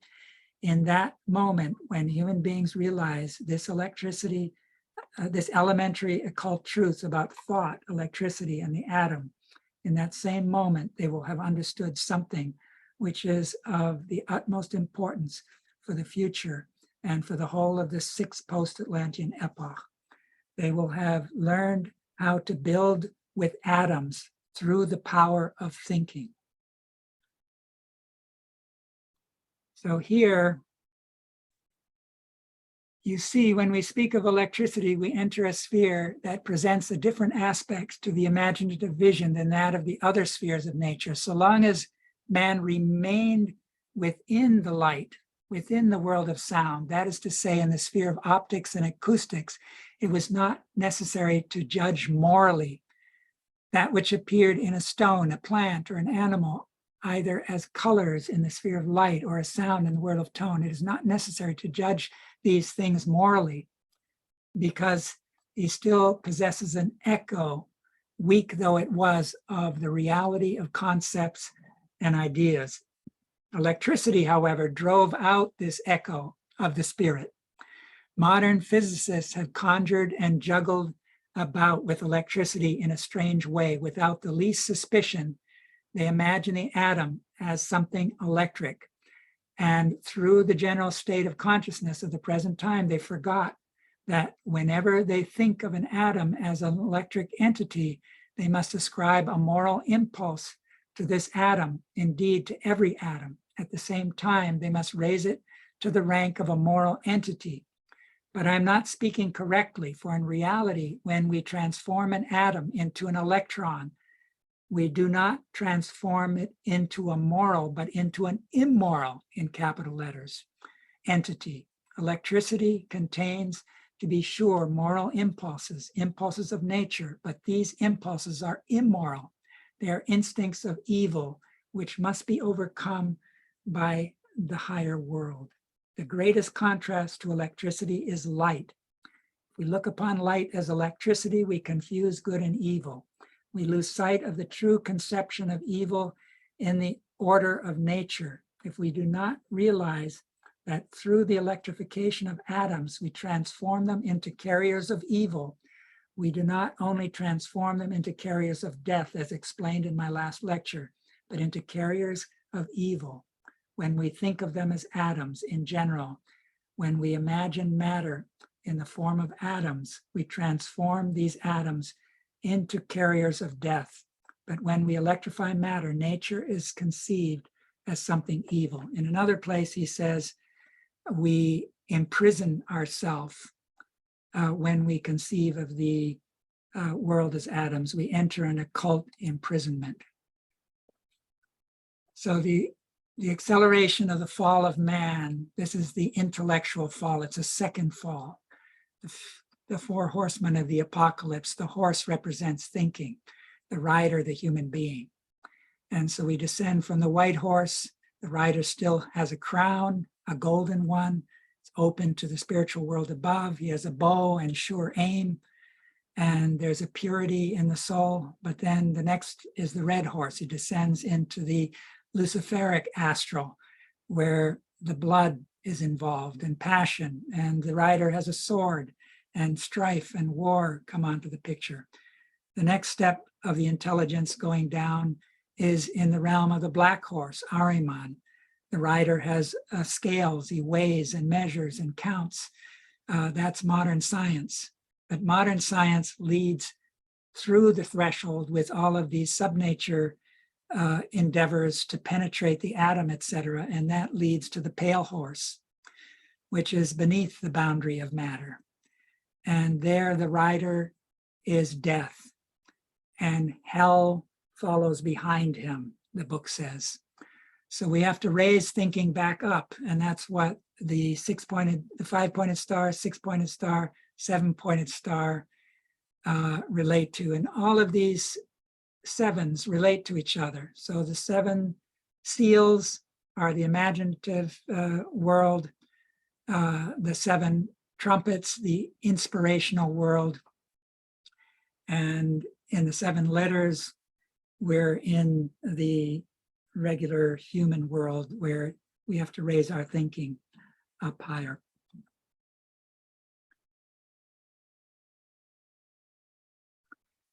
So I think we have to draw to a close here. But here, this is actually a lecture on education as a social problem.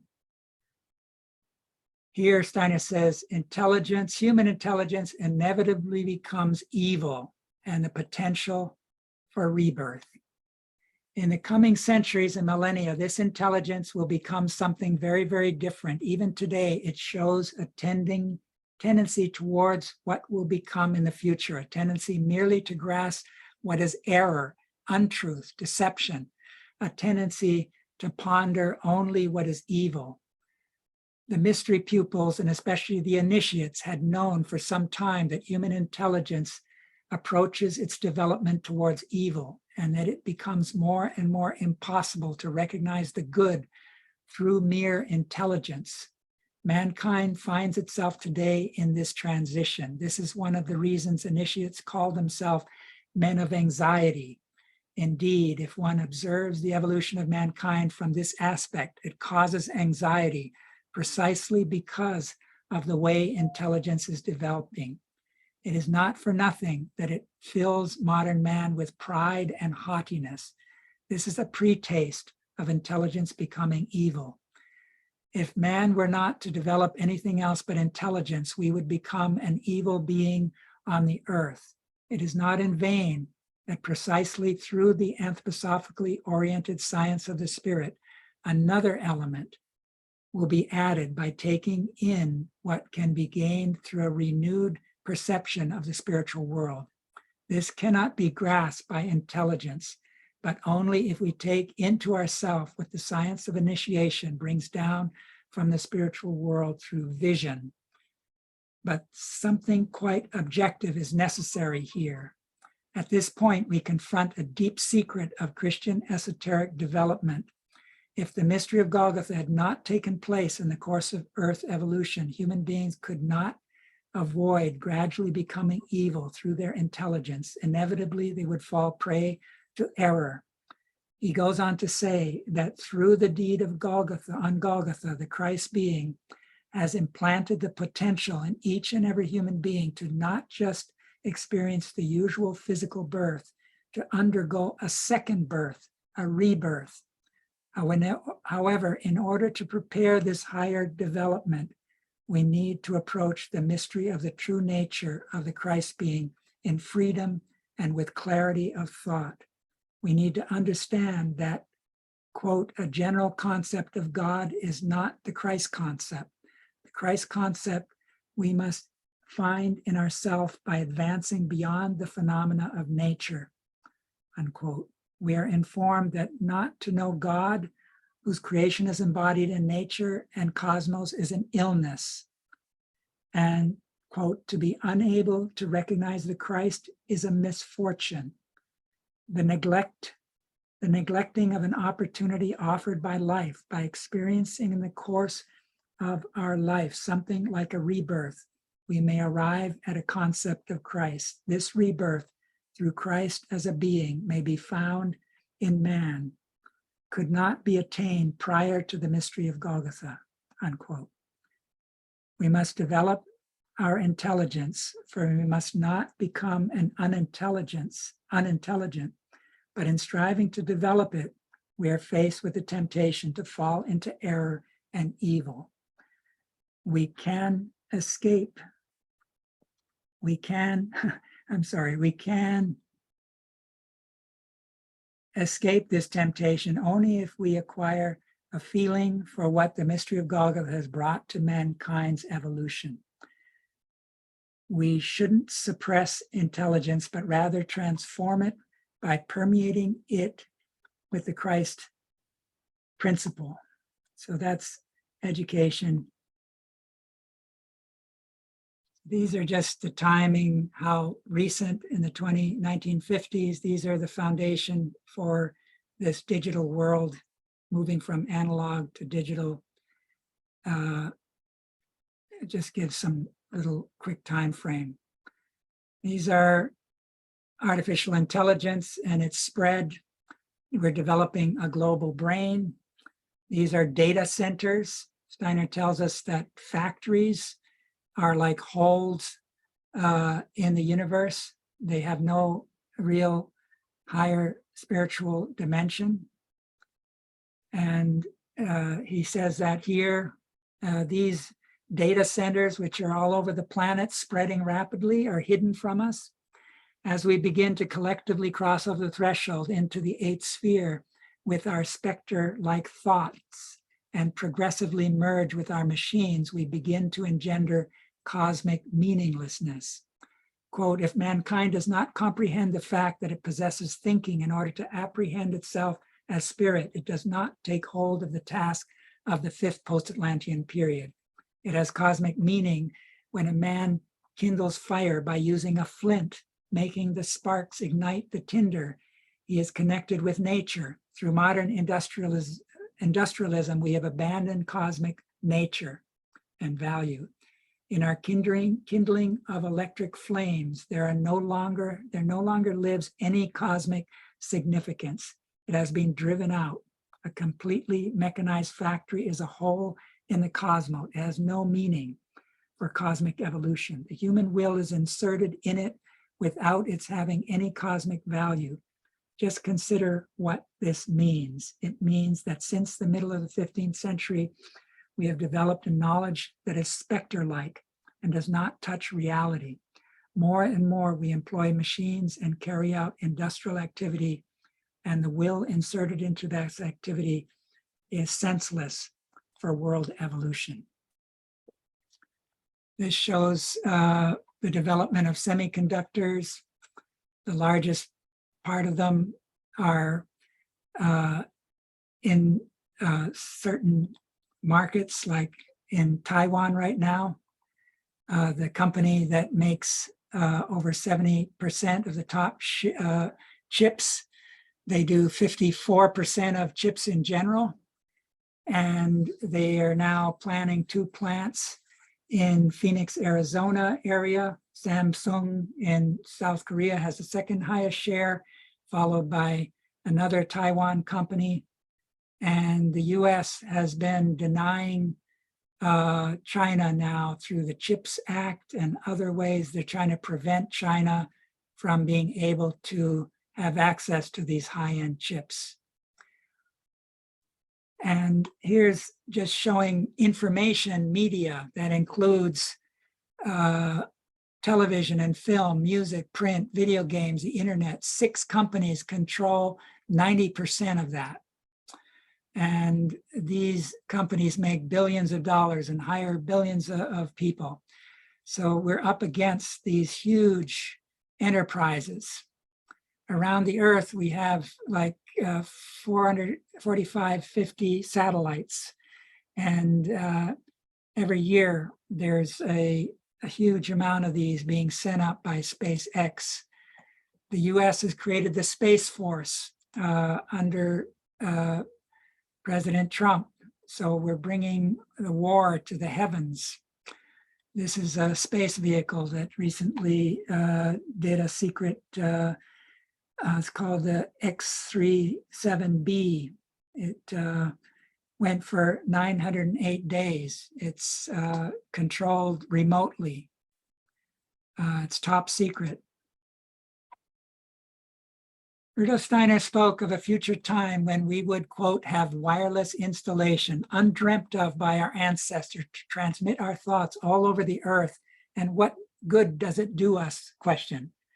The most trivial, unproductive thoughts are sent hither and thither in our heads. There's nothing worth sending from place to place, for our thoughts are cheerless. Moreover, since we have had our present means of communication, they have become even more cheerless than they were conveyed in the old snail-like fashion.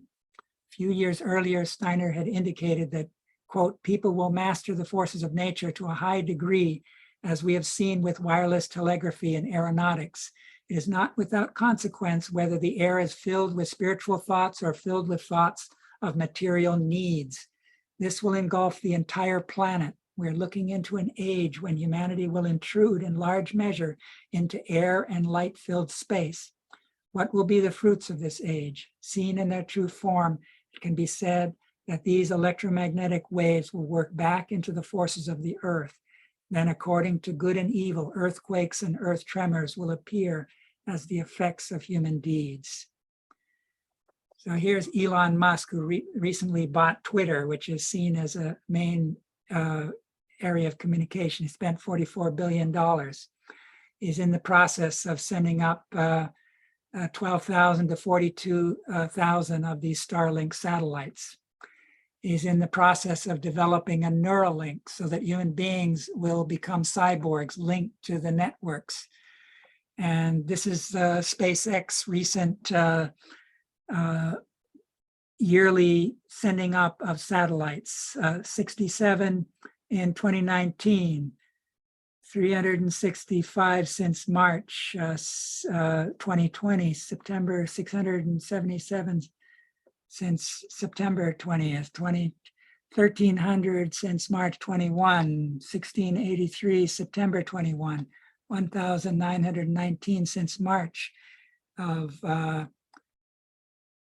this year. So we've got this Earth becoming mechanized.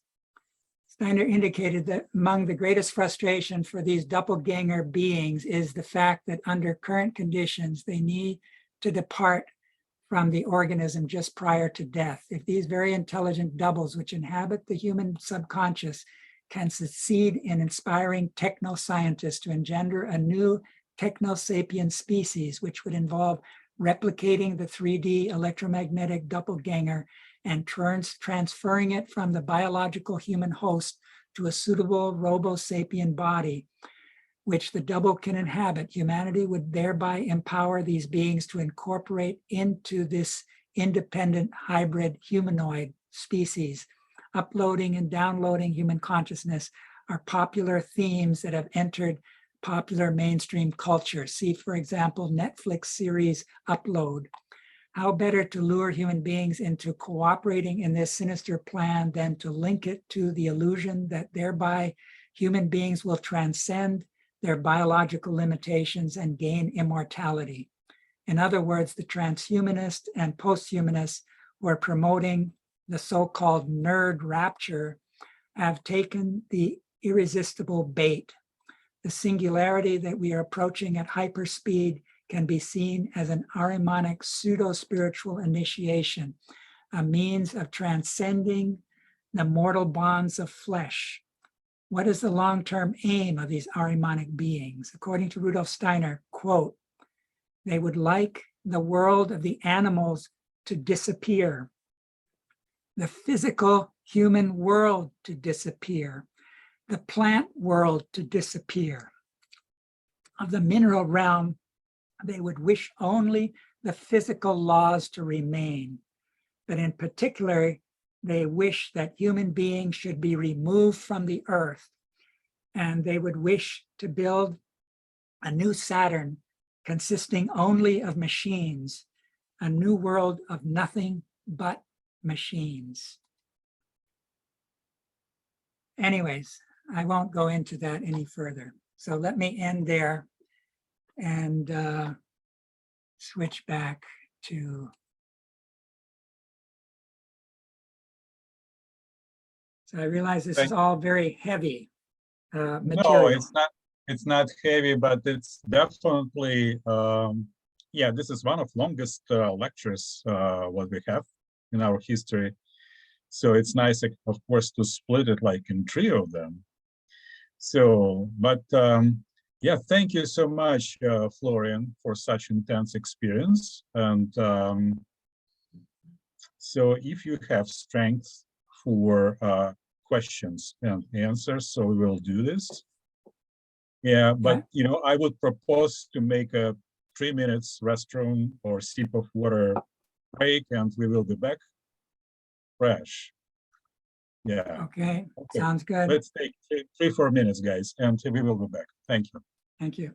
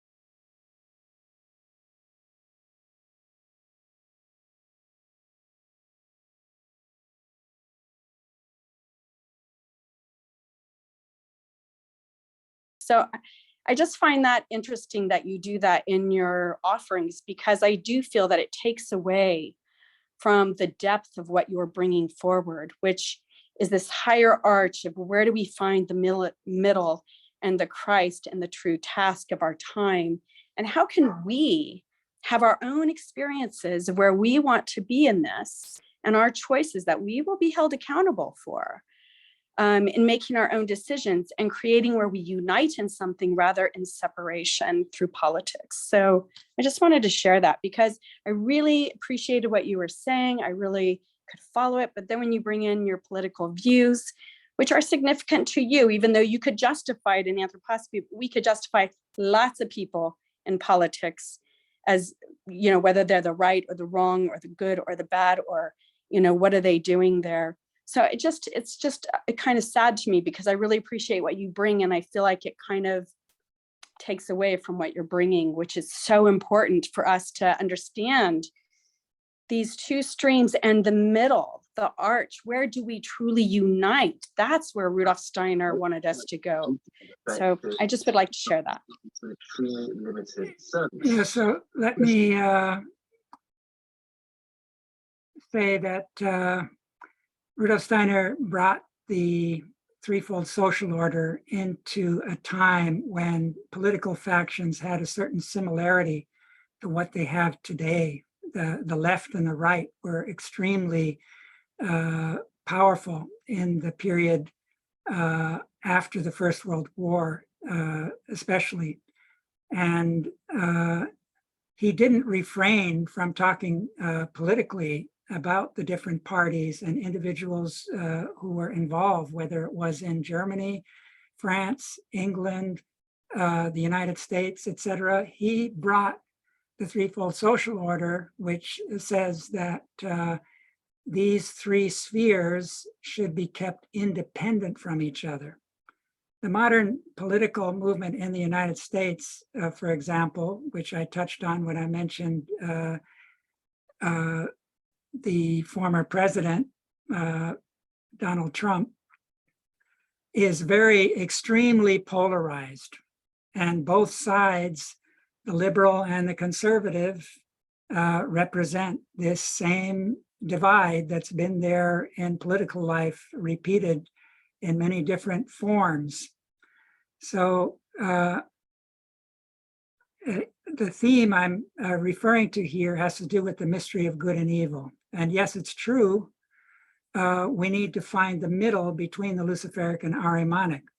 I'm not at this point suggesting somebody should vote one way or another. I do recognize with the discernment that I've arrived at through anthroposophy that the political choices are really a choice of the lesser of evil if you choose to vote at all. But we are living in our daily lives in the consequences of political choices. And we can work to try to bring about changes on the social level. Obviously, we're very far from the spiritual cultural sphere being independent when the religious right is able to enter the political sphere, as it did with Donald Trump. And 85% of these Christian right, which Steiner indicated there would be a total caricature of Christianity as a preparation for Ahriman's incarnation that would be happening in our time. So I just see that as a part of a manifestation there. Now, if this person was soft-spoken and wasn't so strong in, it's like the Lord of Lies is Ahriman. So if you see lies being pervaded in such a powerful way as Donald Trump has done, it's not too hard to do the fact checking and find it. So I see a manifestation of evil that is somewhat unprecedented there. And for me, it's a wake-up call that I want to share.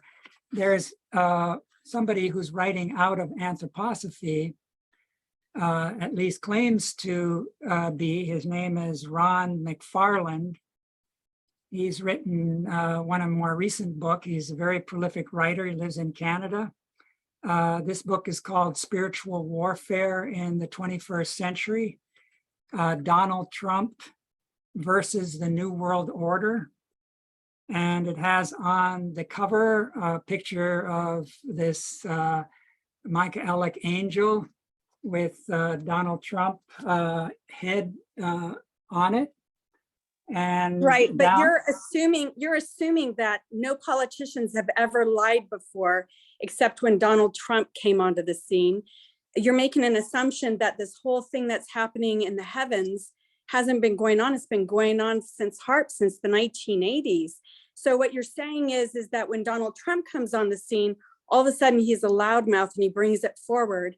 And so it's all him, when actually he just woke people up to what was already going on previously that he wasn't even a part of, because he wasn't part of the political scene before that. So it's interesting that, you know, we're nailing somebody as if he is the evil one, even in your picture. But the point I'm making is that these things have been going on in our society in America since the early 16th century, even into the secret brotherhoods in our time in America. You bring that forward as knowledge, but then you fail to recognize how it lives behind the whole political scene.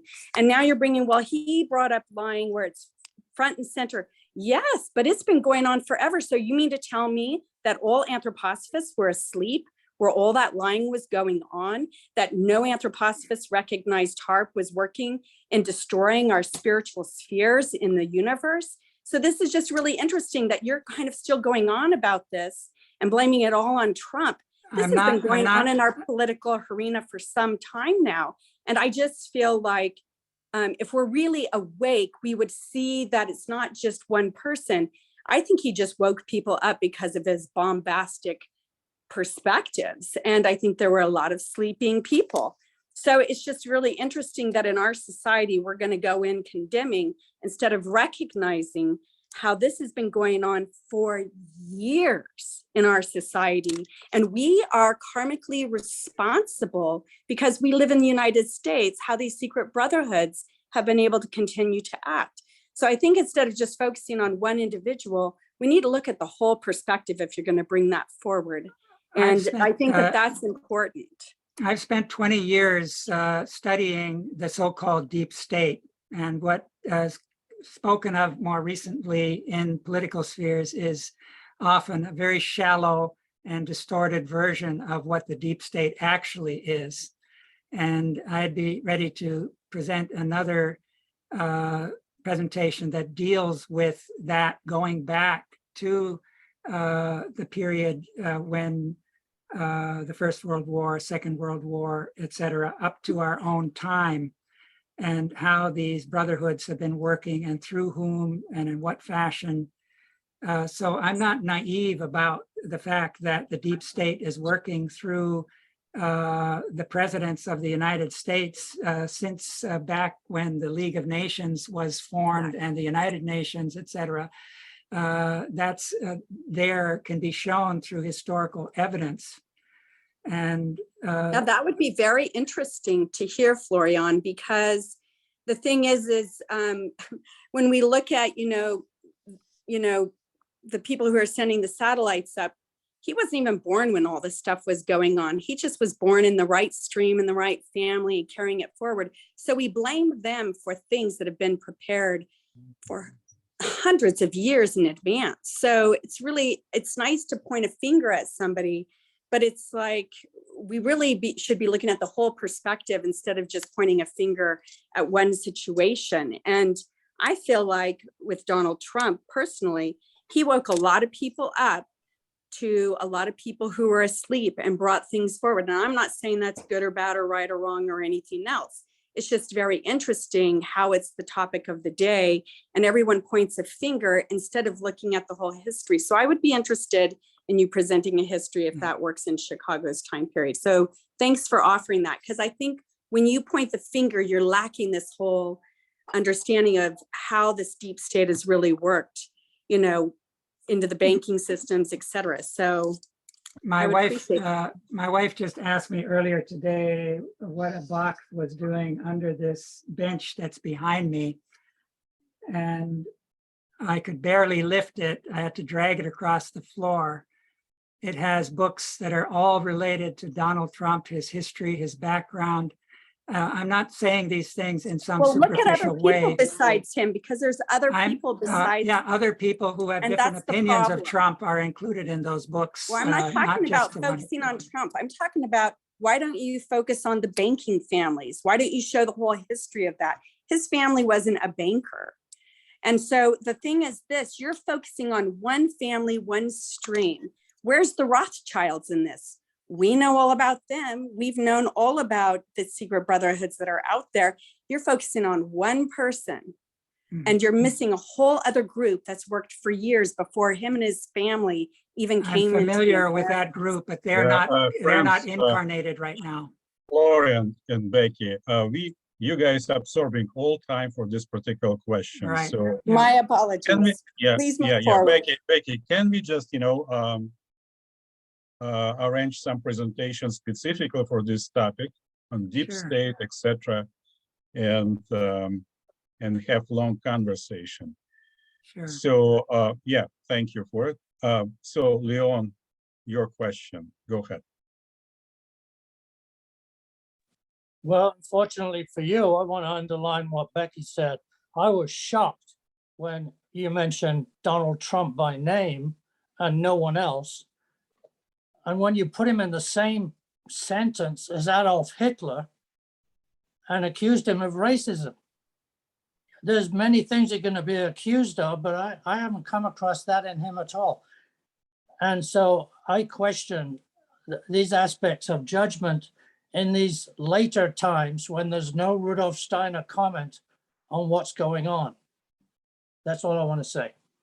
Mhm. Yeah, thank you. I mean, friends, can we just move from political topic because looks like, you know, it was only fragment about individuality of Donald Trump. So can we move to some different topics of the presentation? Okay, Bart. Yeah, go ahead. Yes, I hope you can hear me well. Yeah, Florian, you mentioned about how Ahriman was looking in ways that he could continue after the death of a human organism. And I recently was pointed to a fact that they are making in spaceships more successfully 3D prints of human organs. Printing of human organs is more easier, more perfect in outer space than here on Earth. There's of course a bit of a question what this 3D printing is. I have some vague ideas about it, but not very clear. But I wonder if that is one means that Ahriman would like to live forever, because these orchids you can do by 3D are maybe no longer subjected to death. But I don't know if you know anything more about this. Yeah, the 3D printing machines have been on the market for some time now, and they're getting more sophisticated. And they've been used in the realm of rocketry, airplane manufacturing, and factory machines in general. They have now also houses that are built 3D that can be built rather quickly and repeated and reprogrammed. But it's also moving into the sphere of medicine, like you say, where they are able then to build organs from substances that are often organic replicas of biological material that are then used. But as you say, in space, they don't have the gravitational forces to deal with. You're in you're in gravity-free spaces. So there are things that are being explored in that direction. And obviously, the way Steiner speaks of Ahriman is Ahriman's intelligence that lives in each one of those doubles that are embodied in the subconscious of human beings. Whatever he can gather comes to one center, and that's this Ahriman. So if it's something that is usable, suitable to prepare a possible body that could allow for this transition from the human body to a bio robot of some sort, that would be of interest to him, obviously. Steiner says that in the future, this picture of spider-like beings that human beings would have to incarnate in the midst of if we didn't take seriously the visitors from the soul spiritual world and the cosmos who are inspiring anthroposophy.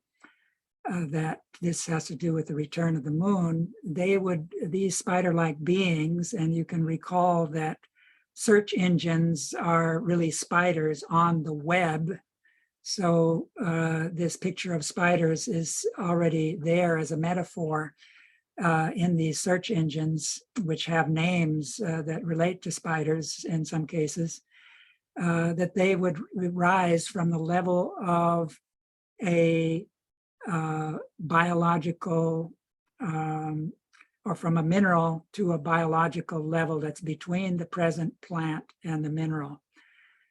So exploring the biological would be a way of moving in this direction. So biocomputers, which are being experimented on seem to me to be the trajectory in science that Ahriman is pursuing in this direction. Steiner mentions that among these spider-like beings, there is this lemniscatory form that plays a dominant role, and that can be this double helix form that you see in the DNA. So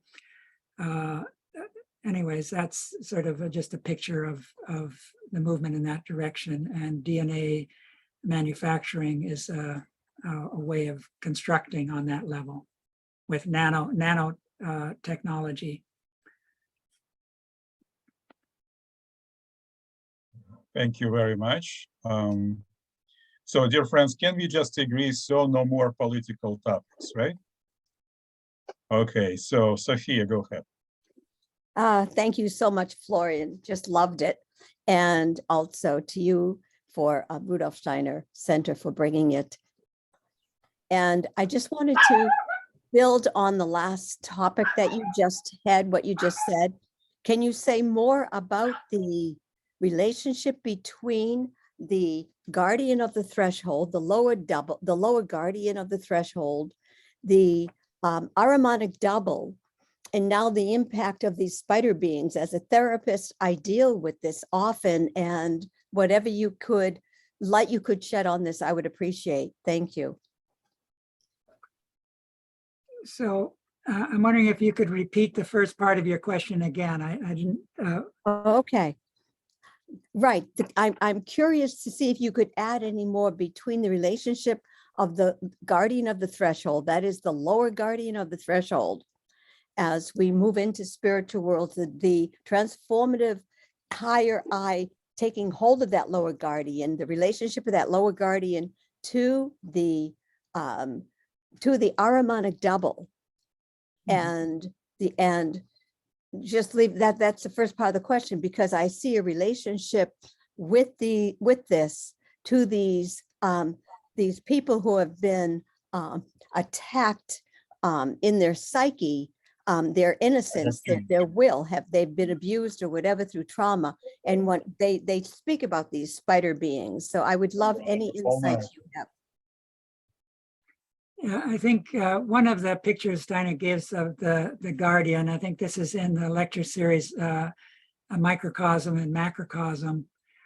He speaks of how each morning when we wake up, we pass the lesser guardian. Each night when we go to sleep, we pass the greater guardian. And in other places, he says that the sleep is the younger brother of death. So when we pass into the day, we're entering the sphere where Ahriman has power. When we pass into the night, we're passing into a realm where Lucifer has power. And Steiner speaks in some places about how they hand over to the other the booty that they've been able to gather from that half of the cycle of the night and day to their counterpart. So the Luciferic and the Ahrimanic kind of work together. Now, aside from the individual crossing of the threshold, which brings into play the threefoldedness of the human being, because thinking, feeling, and willing divide when you cross the threshold. And the lower guardian, if one is able to listen to him, like the first class gives to those who attend it, there's the three beasts who are in the abyss. If we live in a scientifically oriented civilization, and most all of the technology is an expression of that, and the electrification of our environment is not just out there, it's in our homes. Every radio station, every television station, every satellite is transmitting. And now when we've been moving from 1G to 2G to third generation, fourth generation, fifth generation with our smartphones, these fifth generation have to be distributed much more closely because they have a shorter range and they're going to be needed for the autonomous vehicles, et cetera. and for the Internet of Things, where every refrigerator and washing machine is going to be linked to this, as well as our other appliances. I have a friend who can, from his apartment in the mainland, can turn on his air conditioning before he arrives on the airplane. He can look at the surf out of his balcony with a camera there. He can say hello to people visiting his apartment. So we're moving into this realm of smart cities and smart devices. And we're already, to some degree, semi-Hyborgian in as much as we use those devices and depend on them. So it used to be you had to go to places like the United States where the sub-nature forces are strongest, or especially where the north-south mountain ranges run, where the magnetic poles of the earth are involved, to get a full dose of the double. But now these forces are being generated locally all around the planet to drive all of these different devices that we've become accustomed to. So these electromagnetic forces that are propagated wirelessly through the air resonate with our double. In our houses, we have electrification that's there due to the fact that we use electricity. And the old televisions, you had them on a wall, the radiation would pass through it. I used to walk around at the Waldorf School, in my home, businesses with devices to measure the electromagnetic field. And you could measure the high, the low, etc. And it's surprising, we don't have senses to experience those forces. But once you have a measuring device like that, that's digital, is the best, you can begin to become aware of how we're surrounded by a sea, a kind of ocean of these electrical forces that resonate with the double. So this enhances the power of the double.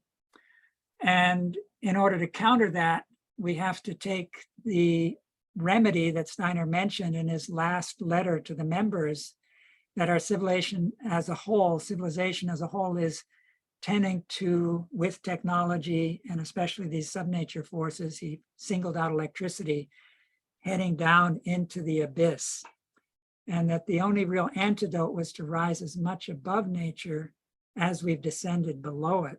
And you think how much electrification has happened since his time. He says in a esoteric lecture that electricity pushes the soul out of the body, and that it was much easier in Goethe's time, before the electrification, to do spiritual work than it is with all of this electrification around. So some people, out of anthroposophical insights, if they want to have a special room for meditation, they seal it from electrical forces.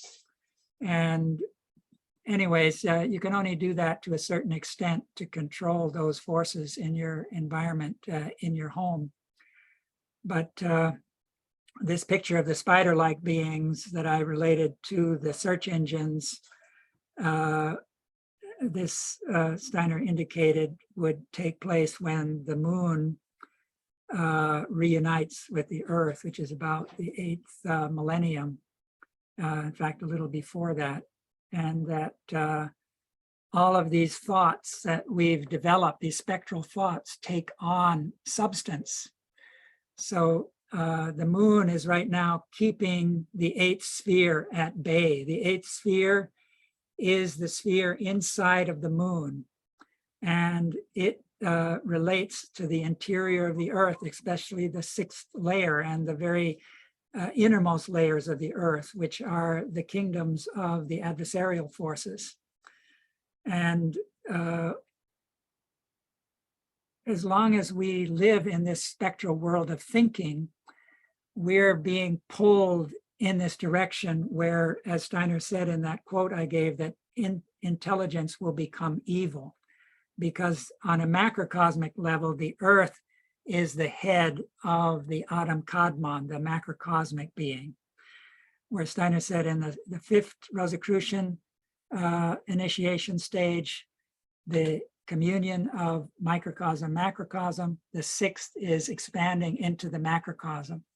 That means those human beings who are incarnated, including those who are disincarnate between death and rebirth, they all together make this Adam Kadmon, this great human being that stretches through our solar cosmos, where the heart is the sun and the earth together with the moon is the head.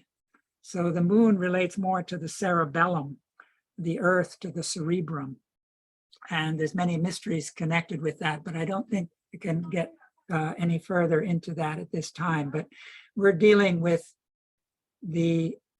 our own efforts to cross a threshold and deal with the lower guardian. The lower guardian is all of our shortcomings, our baggage from past incarnations. And ideally, we have human beings around us that we associate with in our karmic circle who see through to the higher self in us, where Steiner said the new social impulse is being each other's awakener. So seeing through to the higher in the other and helping to draw it forth. I worked many years in a therapeutic community, and that was sort of always the challenge. Too many of the doctors and therapists were just focusing on the illness, the symptoms, and not seeing through it to the fact that early childhood, in this case, didn't give the child the right start, that they had a hard landing rather than the Waldorfian soft landing, etc. So some of them were traumatized in early childhood, like this Ivan the Terrible had extremely terrible childhood. He was kind of tortured, etc. So that brought out these negative traits later in his life. So anyways, I'll stop there for the moment on that.